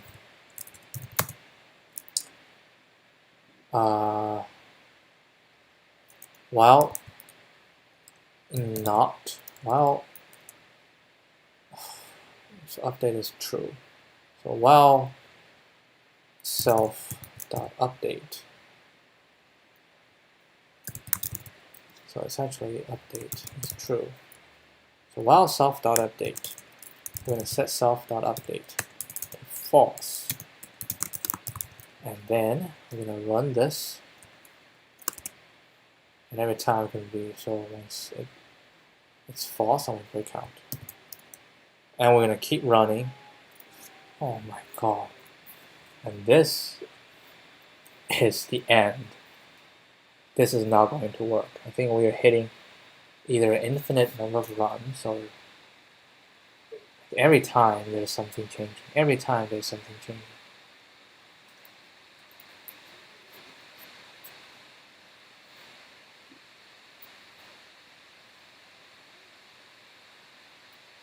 Yeah, this is not going to work.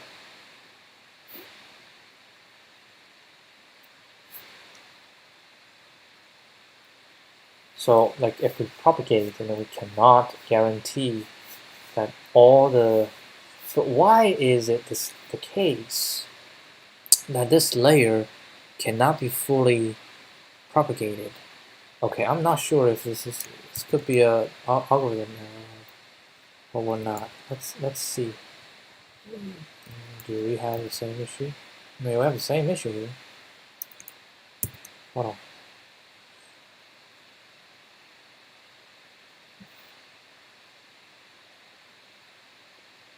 Oh yeah. So it's not. It's this.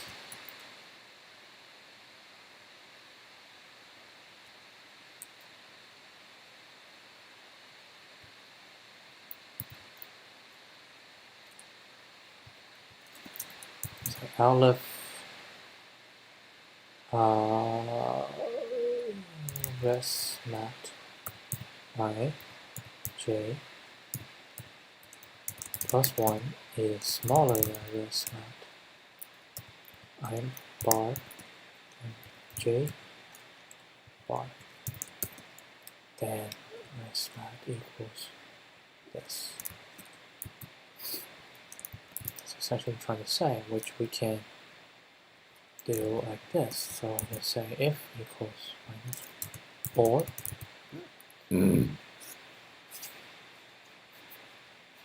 this. Then we do. Now we say pass, and then all of these will pass,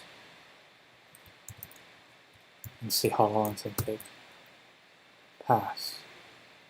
So we add a little bit update in it.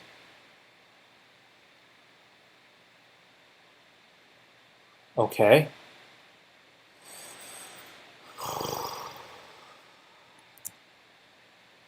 It's already 800 milliseconds, so I am not confident that this is going to pass, but we're going to try nonetheless. We're going to try.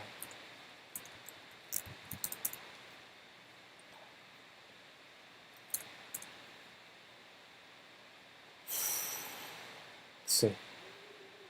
Judging.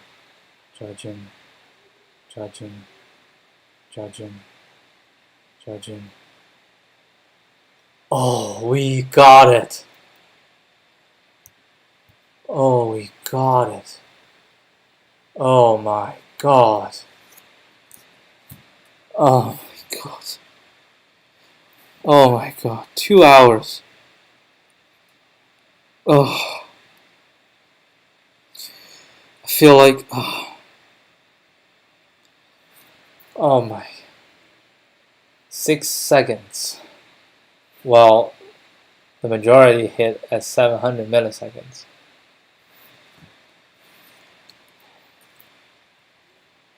Which is I don't even want to say how, but we got this.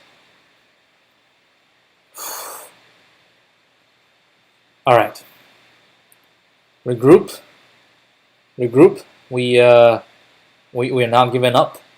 I know this is a hard question, and we did solve it, although it's horrific. The runtime was terrible, but nonetheless, we did solve it our way.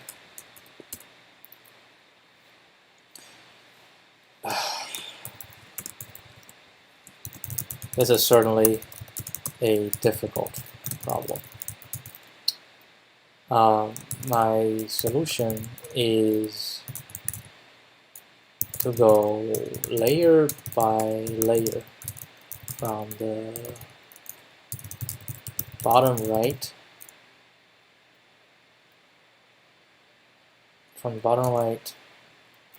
going towards top left. We try to update the min steps for each layer. There are, for each layer, then we try this. Then when we hit the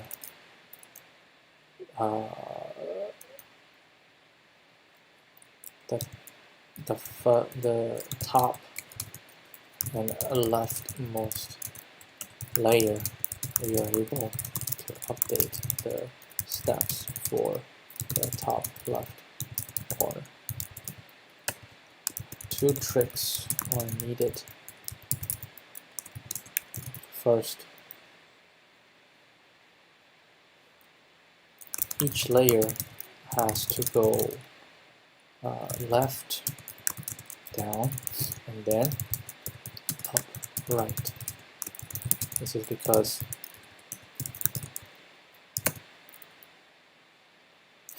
the cells not updated during the left down sequence can be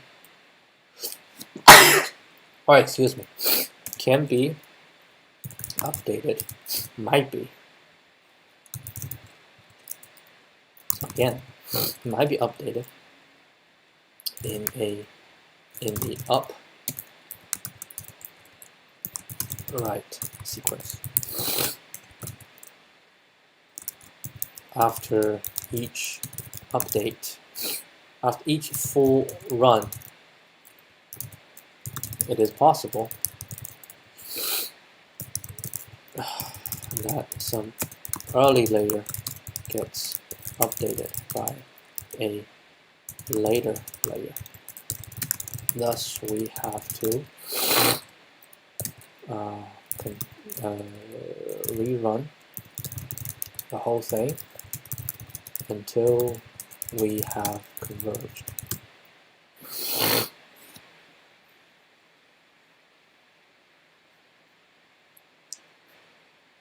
Can we use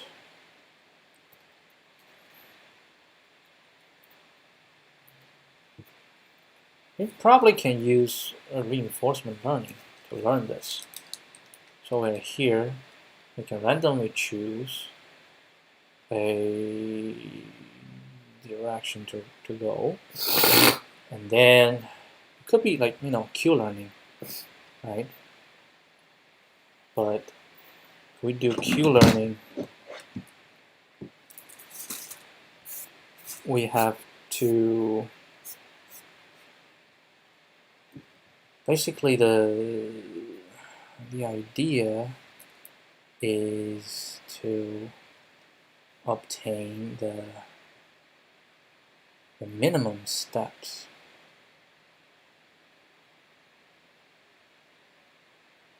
Can run like 1,000 times, and see what this one represents. We actually try this. We can actually try this.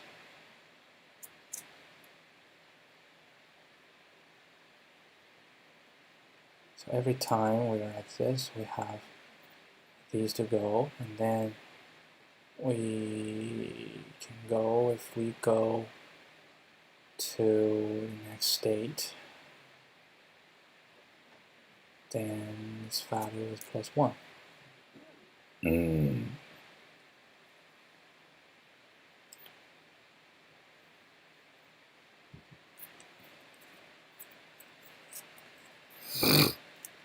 And reward is the -1. We're trying to find the max.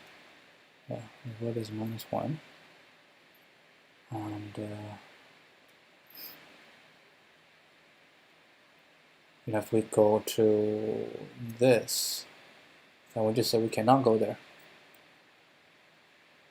We have other directions to go. We just say we cannot go there.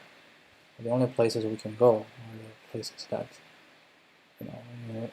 every state you can go to all the other states, and its value is its previous value plus a learning rate. There's no policy. We're just trying to run as many as we can and try to converge. This basically is converging, or converging eventually, right?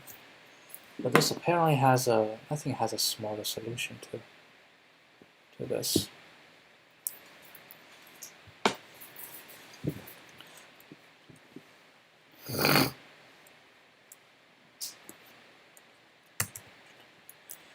I don't know the runtime. Converge requirement makes this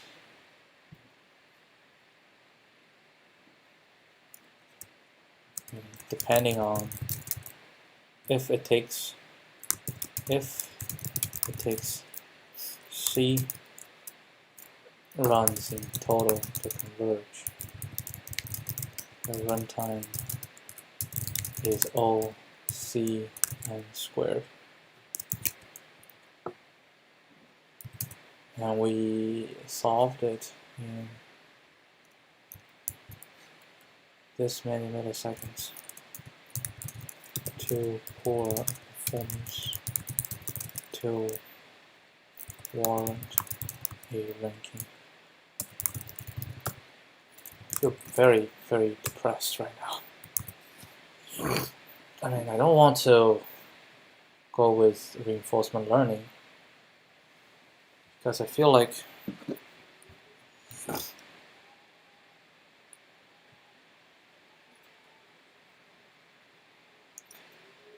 it can get to you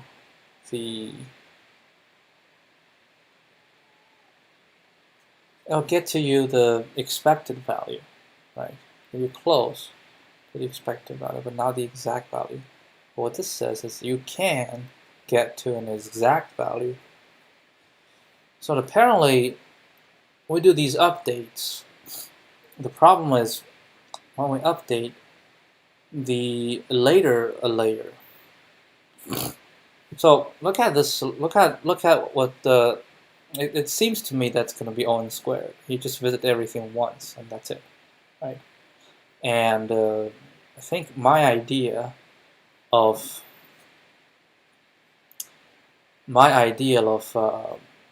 you know, doing the dynamic programming, it shall work, and it works to a certain extent. So like it's like if we have like initially it's all fine. It's when we have certain situation where a value is only available when we go the later layer, and then we need to update the previous layer. That's when the problem starts to kick in.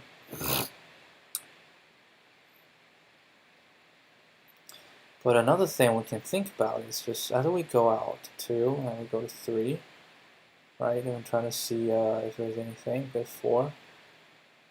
3 we have two ways to go. Yeah, I'm gonna try to just trace it. So it's 1, right? And then we have 2. That's only one way to go. 2 we have only one way to go. And then 2 we have 2 way to go. So we choose this way. So it's 3. And then we mark every time we mark it. And 3 we also have 2 ways to go. So let's go 4. 4.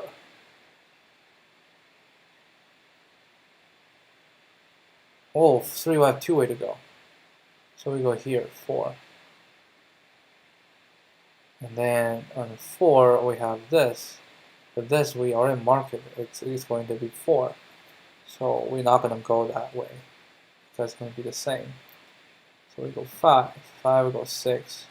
6 we go 7. 7 we go 8. Boom. That's not going to be good. Come down here. Go 7. And nowhere to go. Down, down, down.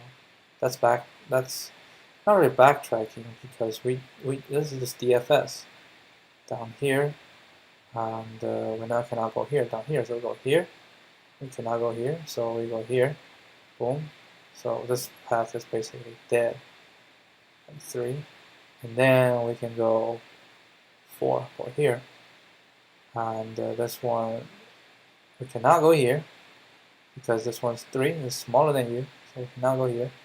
So we go here 5, 6, 7. Oh, 5 we can go 7.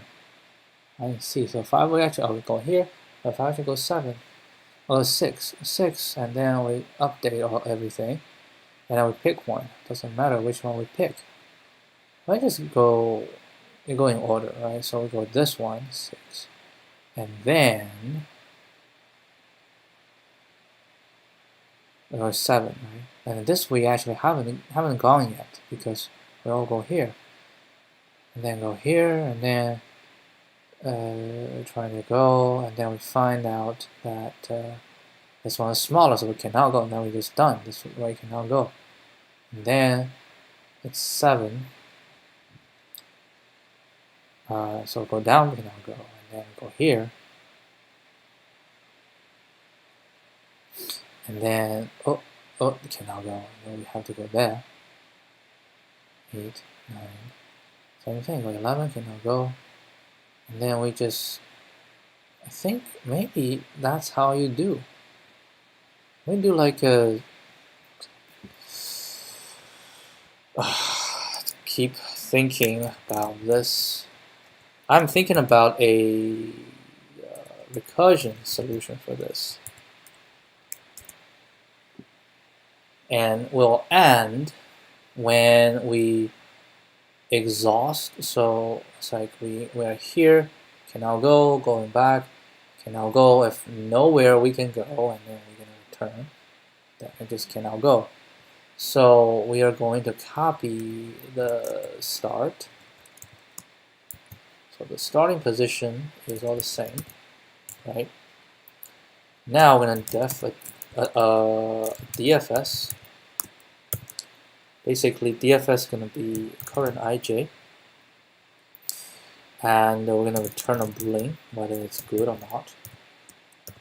So I'm going to say if I equals 0 and j equals 0, which means we reached it, we're going to return true. Otherwise, we're at ij, so we're going to update, right? We are at ij. If we can be at ij, that means current is good. So what we're going to do is, first of all, we're going to update next cell, which means we're going to run this thing, right? So when we say ij is definitely good, so we're going to say for the direction. So we say for direction in this, let's copy this. We're going to say for direction in dir, so it's this, if this, and if it's this, if resmat -1 or resmat +1, I'm going to update it. Don't have to do this. So I'm going to update next cells. So all the next cells is updated based on currently where I am.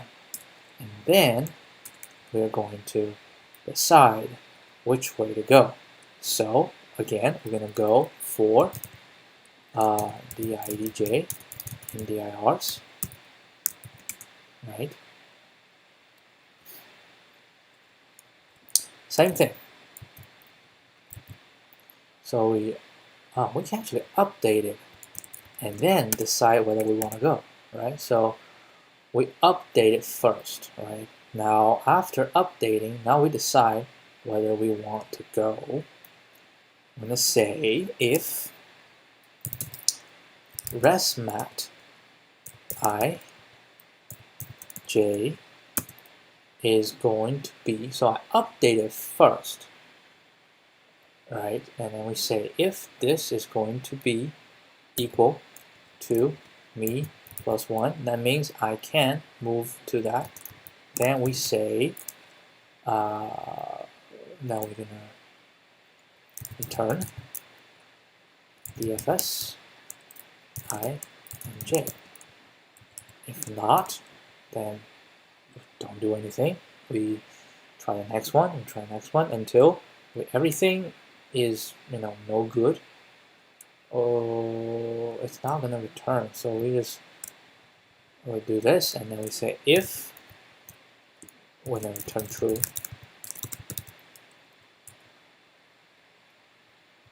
And actually, I think we can just combine here if and dfs when return true. If not, we just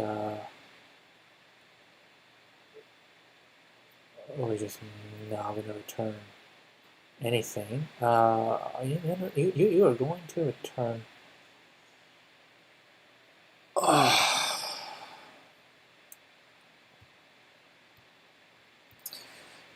We don't have to return true or false. Huh?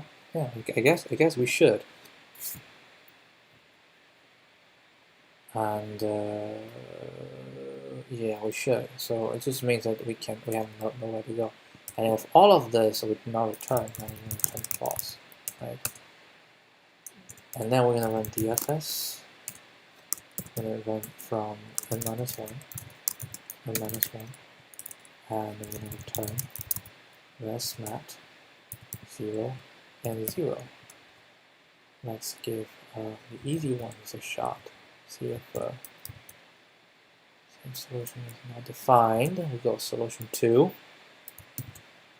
We pass the first one. Oh, the second one we did not pass.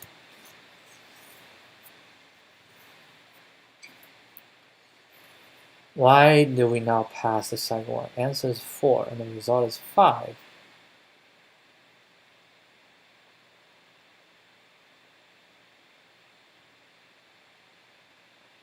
How is that even possible? I say this all the time. How is this ever possible?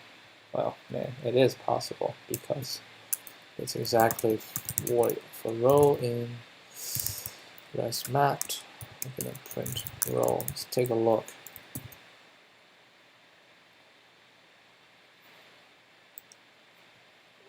One, 2, 3, 4. No.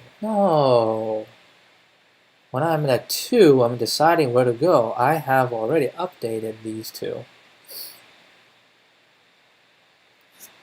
That's not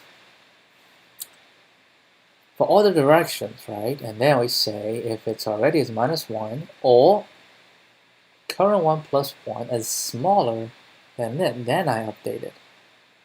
And then I say after updated, oh, I know. Yeah, it have to be. We have to do it two times. First time we are going to. Yeah, first time we are going to. Yeah, I know. Yeah, that's so. If this and this, and this and this, and this.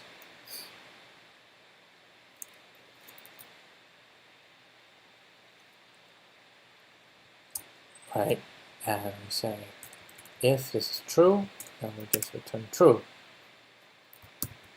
And this will pass. Good. So we update, and then we say choose a direction to go. And then let me try all these three. Oh, the last two will fail.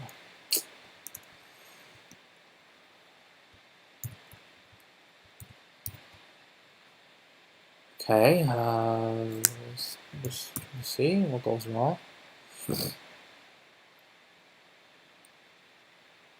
We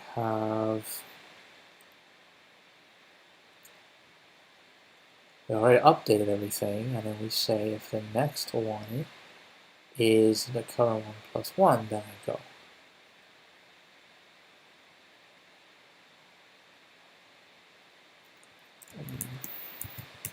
Yeah, I'm just trying to find if we can find something interesting here. Alright, so this is the result, which I'm going just to take a look here. These are good, 3 is good, 4 is good. Why is this 6? Why is this 6? Or why is this 7? we are at the current value, right? And then we are going to decide at this value, say 3, we do 4, 4, 4 after we this, and we decide to go, I think, go with this.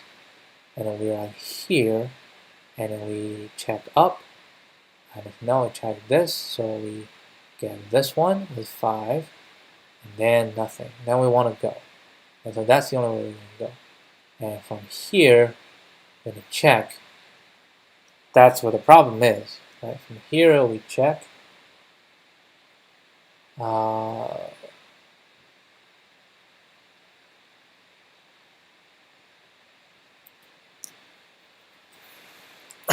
do we make sure? I think every time when we land on a value, we have to also look around, right? So from here, we're going to go here, and then we're going to look around.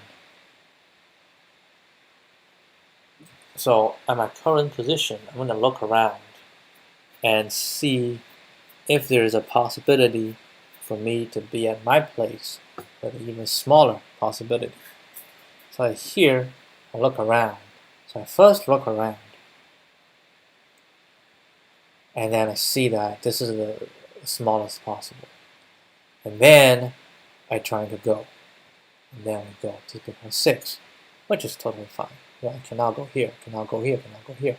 So I go 6. Then when I reach 6, right? When I reach 6, I look around.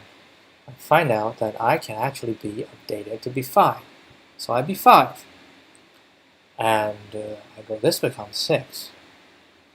And then I look around and realize I can actually be 5.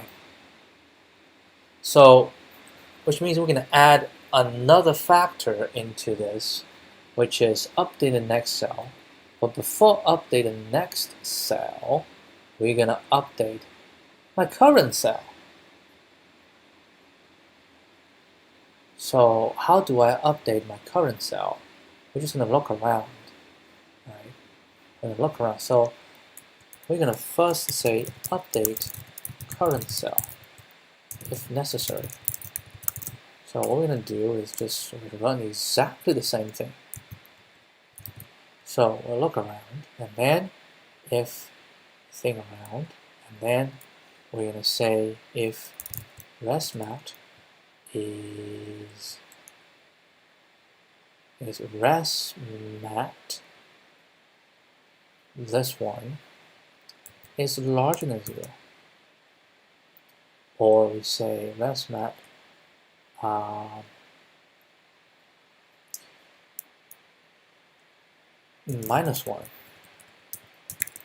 is smaller than my current value, resmat ij.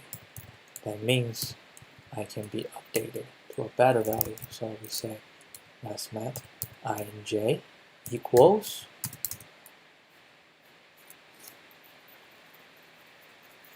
it's +1, which means from our neighbor to me it is smaller than myself.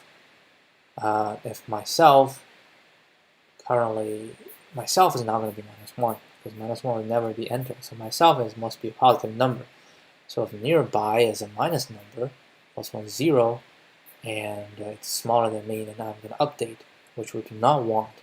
So I'm going to say if this, and this is going to be larger than 0, right? If it's larger than 0, and this +1 is smaller than myself, then I'll update myself to this value. So we're going to update myself to this value. After I update, then I try to go next, and then I try to go to next, and then this will pass. So we update myself first, update the current cell, and after I update my current cell, based on the surrounding cell, I update change the value of my next cells, see if I can make them better. And after that, I choose a way to go. Okay, so let's check if they are all fine. They're all fine. See if this one's fine. This is never ending. What is the problem with this? None of my methods work. It's the same problem. It's just, I need to go, what, like 2 times? Is that what it is? Like the first time I reach it is not always the best?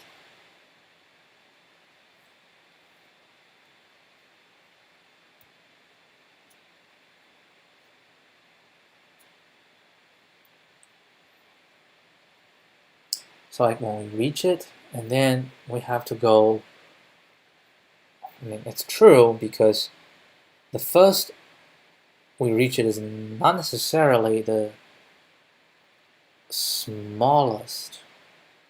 Yeah, because when you're faced with multiple values that you can go, you don't know which one is the right way. So you pick one, right? You random pick one, and you reach the target.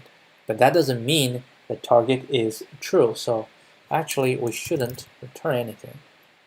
We just if this and then we return. That means we hit the terminal state, and just call it. There's nothing to return. And then we do this, and then once we finish, then it will pass because we have updated all situations. And we're gonna try this one as well. And max recursion. Oh, Jesus Christ! Oh.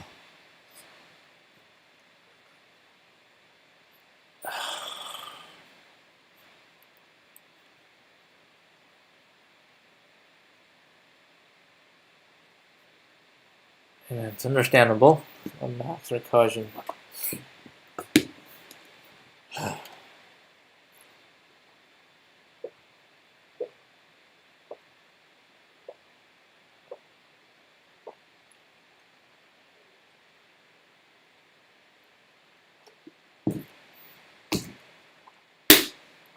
I mean, we can cache. We can cache.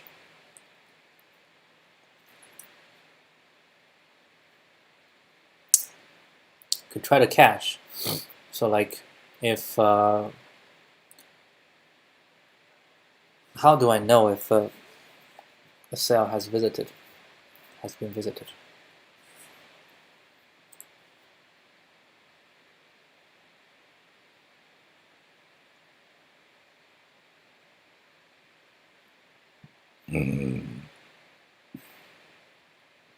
If I want to visit a cell, I need to know. No, this is reinforcement learning. This is DP solution for reinforcement learning. And then on the next, what I want to know is the target. What's the target at this? We don't know, so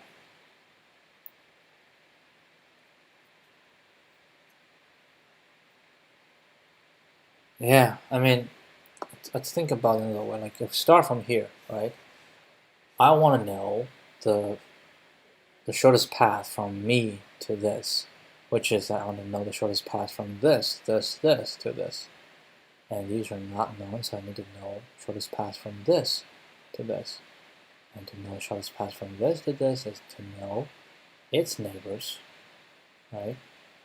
And we have a few neighbors that has, and then we inside recursion. So we go here, recursion, and then, but then the recursion will have this depends on this depends on that. Then we have the circular situation, which is not something we want.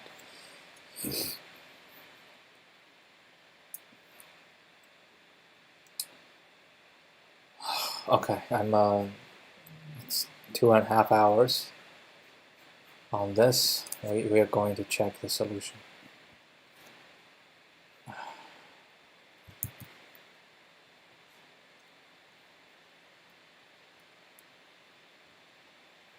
I mean, we did solve it, but this is not good. It's a medium question. 2.5 hours for medium question. Better give me a ridiculously good. Why does DP not work? BFS.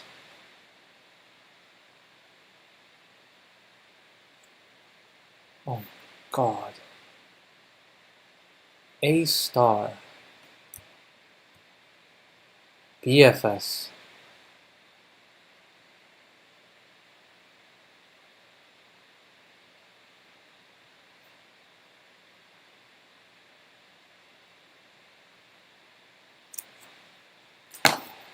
BFS. I think my head was messed up by just going all the reinforcement learning. I kind of forgot this indeed can be solved by BFS. Why? Start here.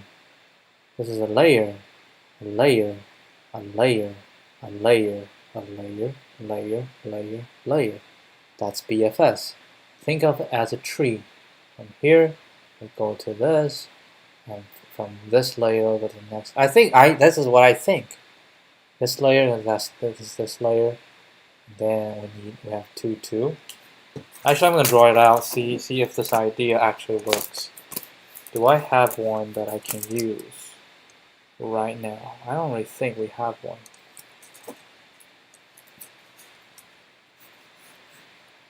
I'm not sure, but it says BFS.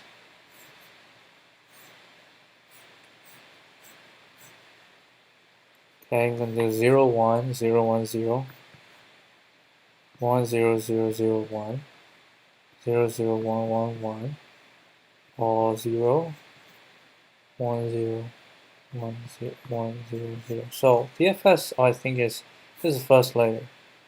It's 1. Second layer will be 2, 2. Third layer, so basically its children is this and this. Its children is this. I'm going to push one of them in. And when I push in, I don't update this value. Still, all these are -1.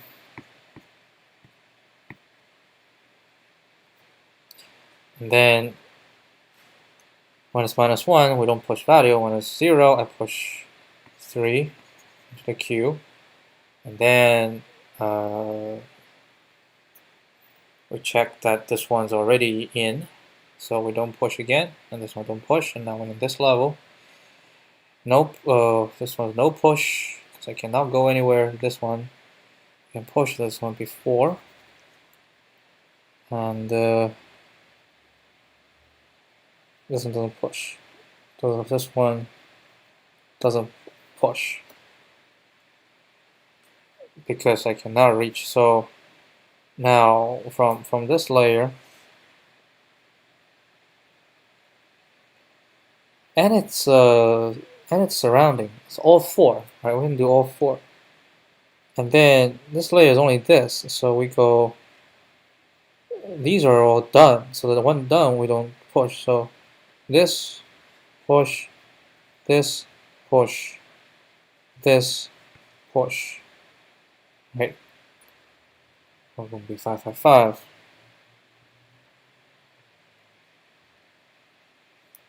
Oh, yeah, the push is actually 2. All the nodes I can push. This is actually 3. It's actually 4, 4, 4. And then I'm gonna pop this out, and we can push, and then we find out this one's already pushed, so we don't push it, and we push this 5, and that's it. So now go here.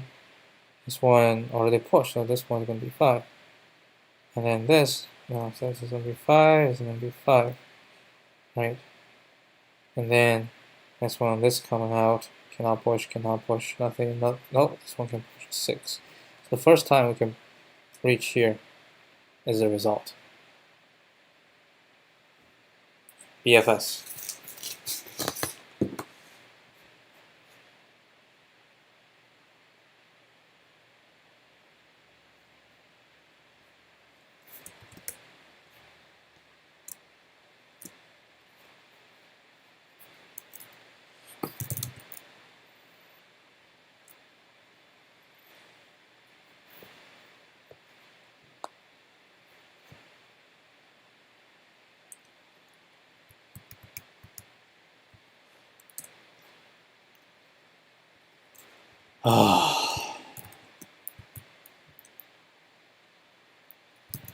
Okay.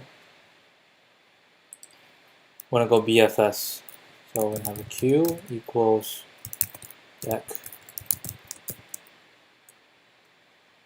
We're going to put a -1 and -1 in it. I'm going to import deck from collections, import deck. And then while Q. So Q is this, and then seen, visited.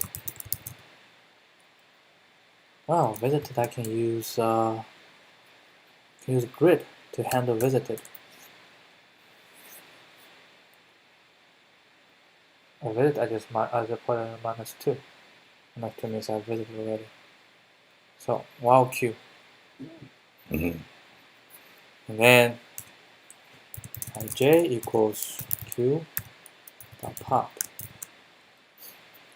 Oh, what's any directions?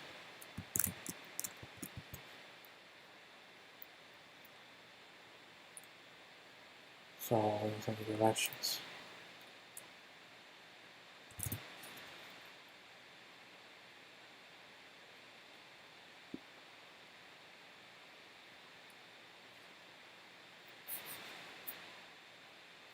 Actually, I don't even need because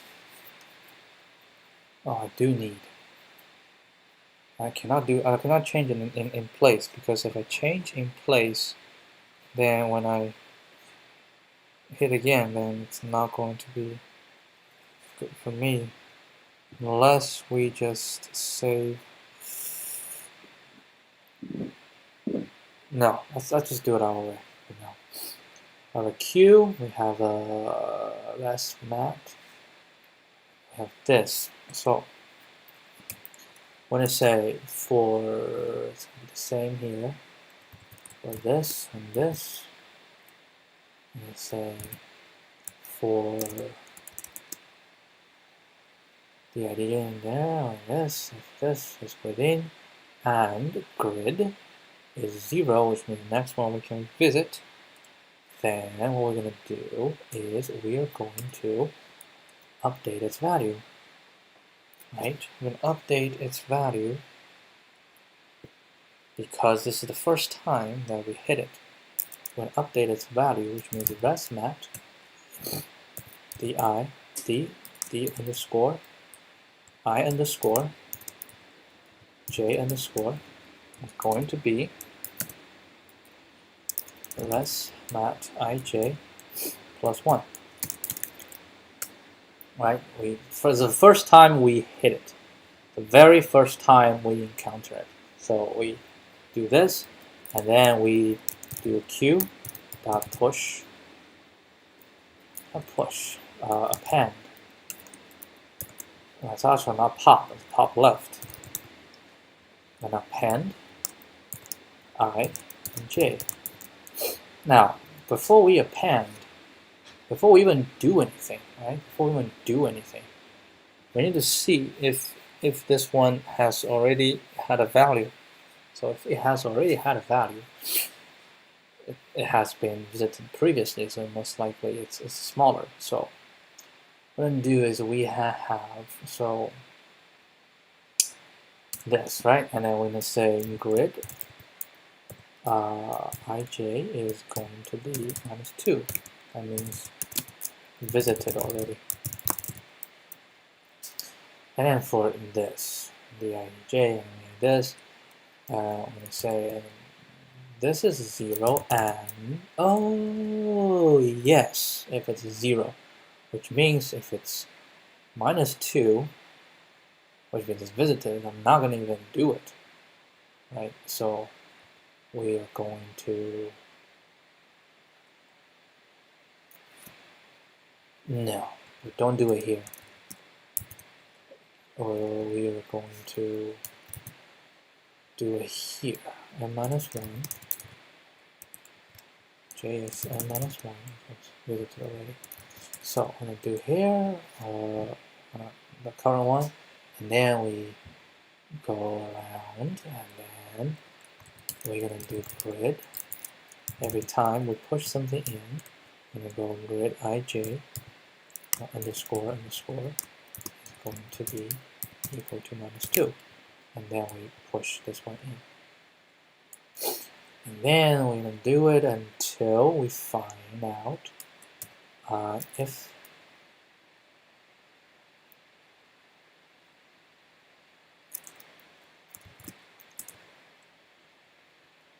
it's going to be here, if it's this one.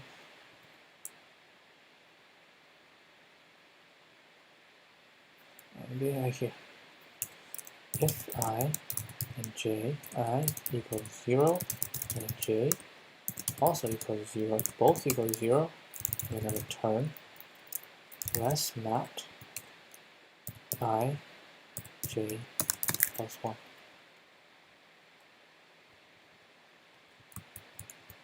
And then if nothing, then we're going to return less mapped 0, 0. Which we can actually do. Oh, why can't I just return -1? Because we didn't find anything. Grid.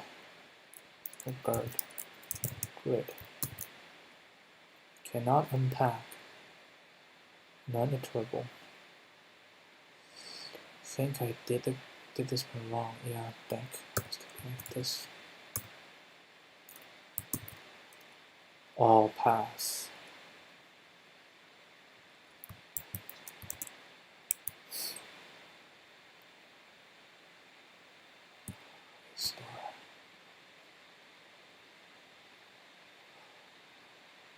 Oh, I did it before.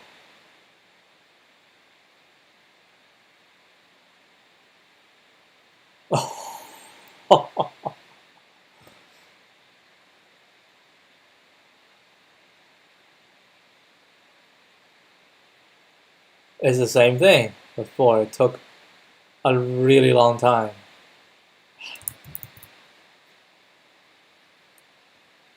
And it's the same this time. I didn't improve on this at all. What?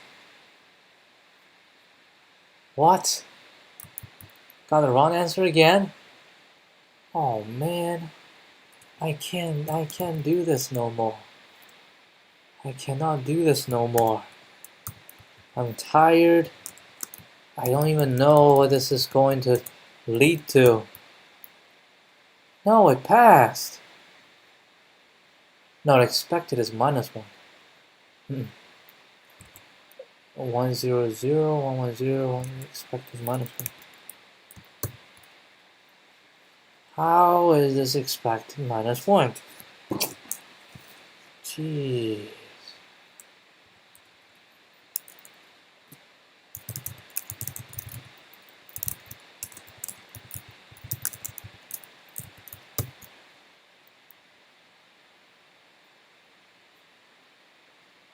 Hold on.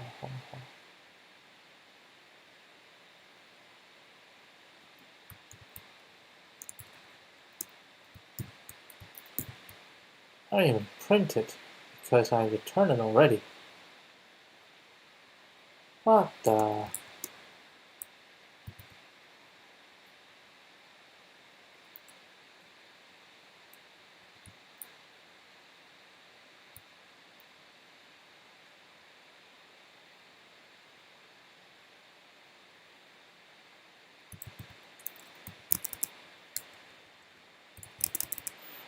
What is this?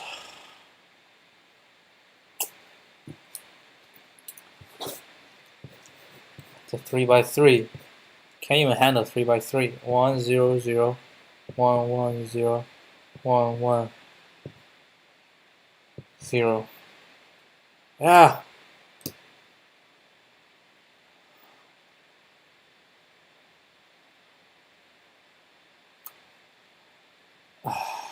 I really, you have no idea right now. You have no idea. It has to be here.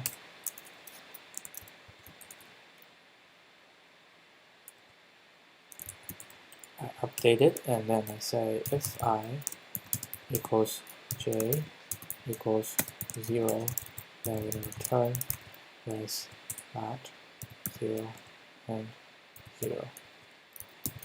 This will pass, and everybody else will pass as well. This is a tiny setback. It's not a big deal. Oh my god.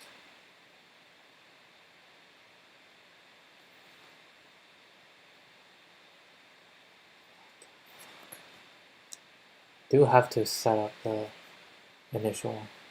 I thought the initial one was for joke. The initial one is not a joke. It's not a joke. It is definitely necessarily needed.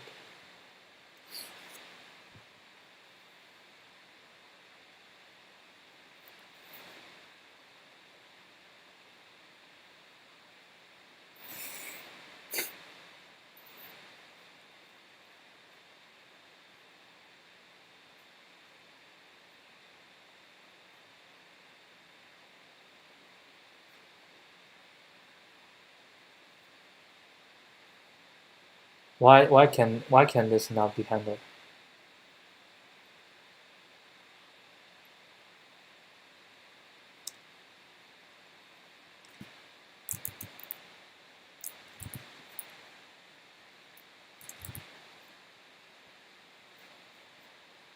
Now we're gonna have the most comprehensive test case ever.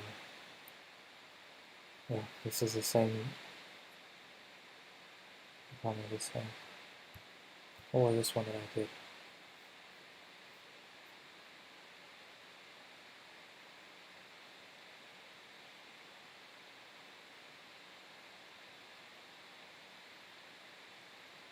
Yes, it's the same idea. Oh my god.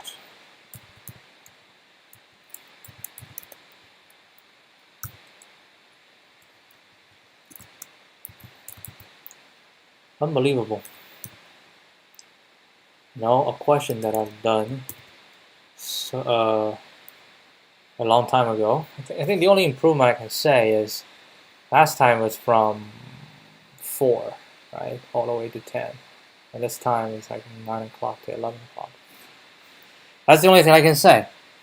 That's the only thing I can say. And I did solve it myself. But last time I did not solve it myself.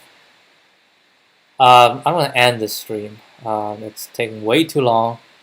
I don't know why the breadth first search didn't occur to me. Like the entire time that we're struggling, the breadth first search never occurred to me at all. I didn't think about even to go that route. It's very unfortunate. Very, very unfortunate. I'm a bit down. We'll do this again tomorrow for sure. We will not give up, but today let's just end right here, and hopefully you guys have a good night. Buenas noches. Vamos a reunir mañana para la siguiente programa y no paramos. Siempre tendremos que que salir adelante. Salir adelante. Para pelear hasta el final. Esto es todo. Mañana. Adiós.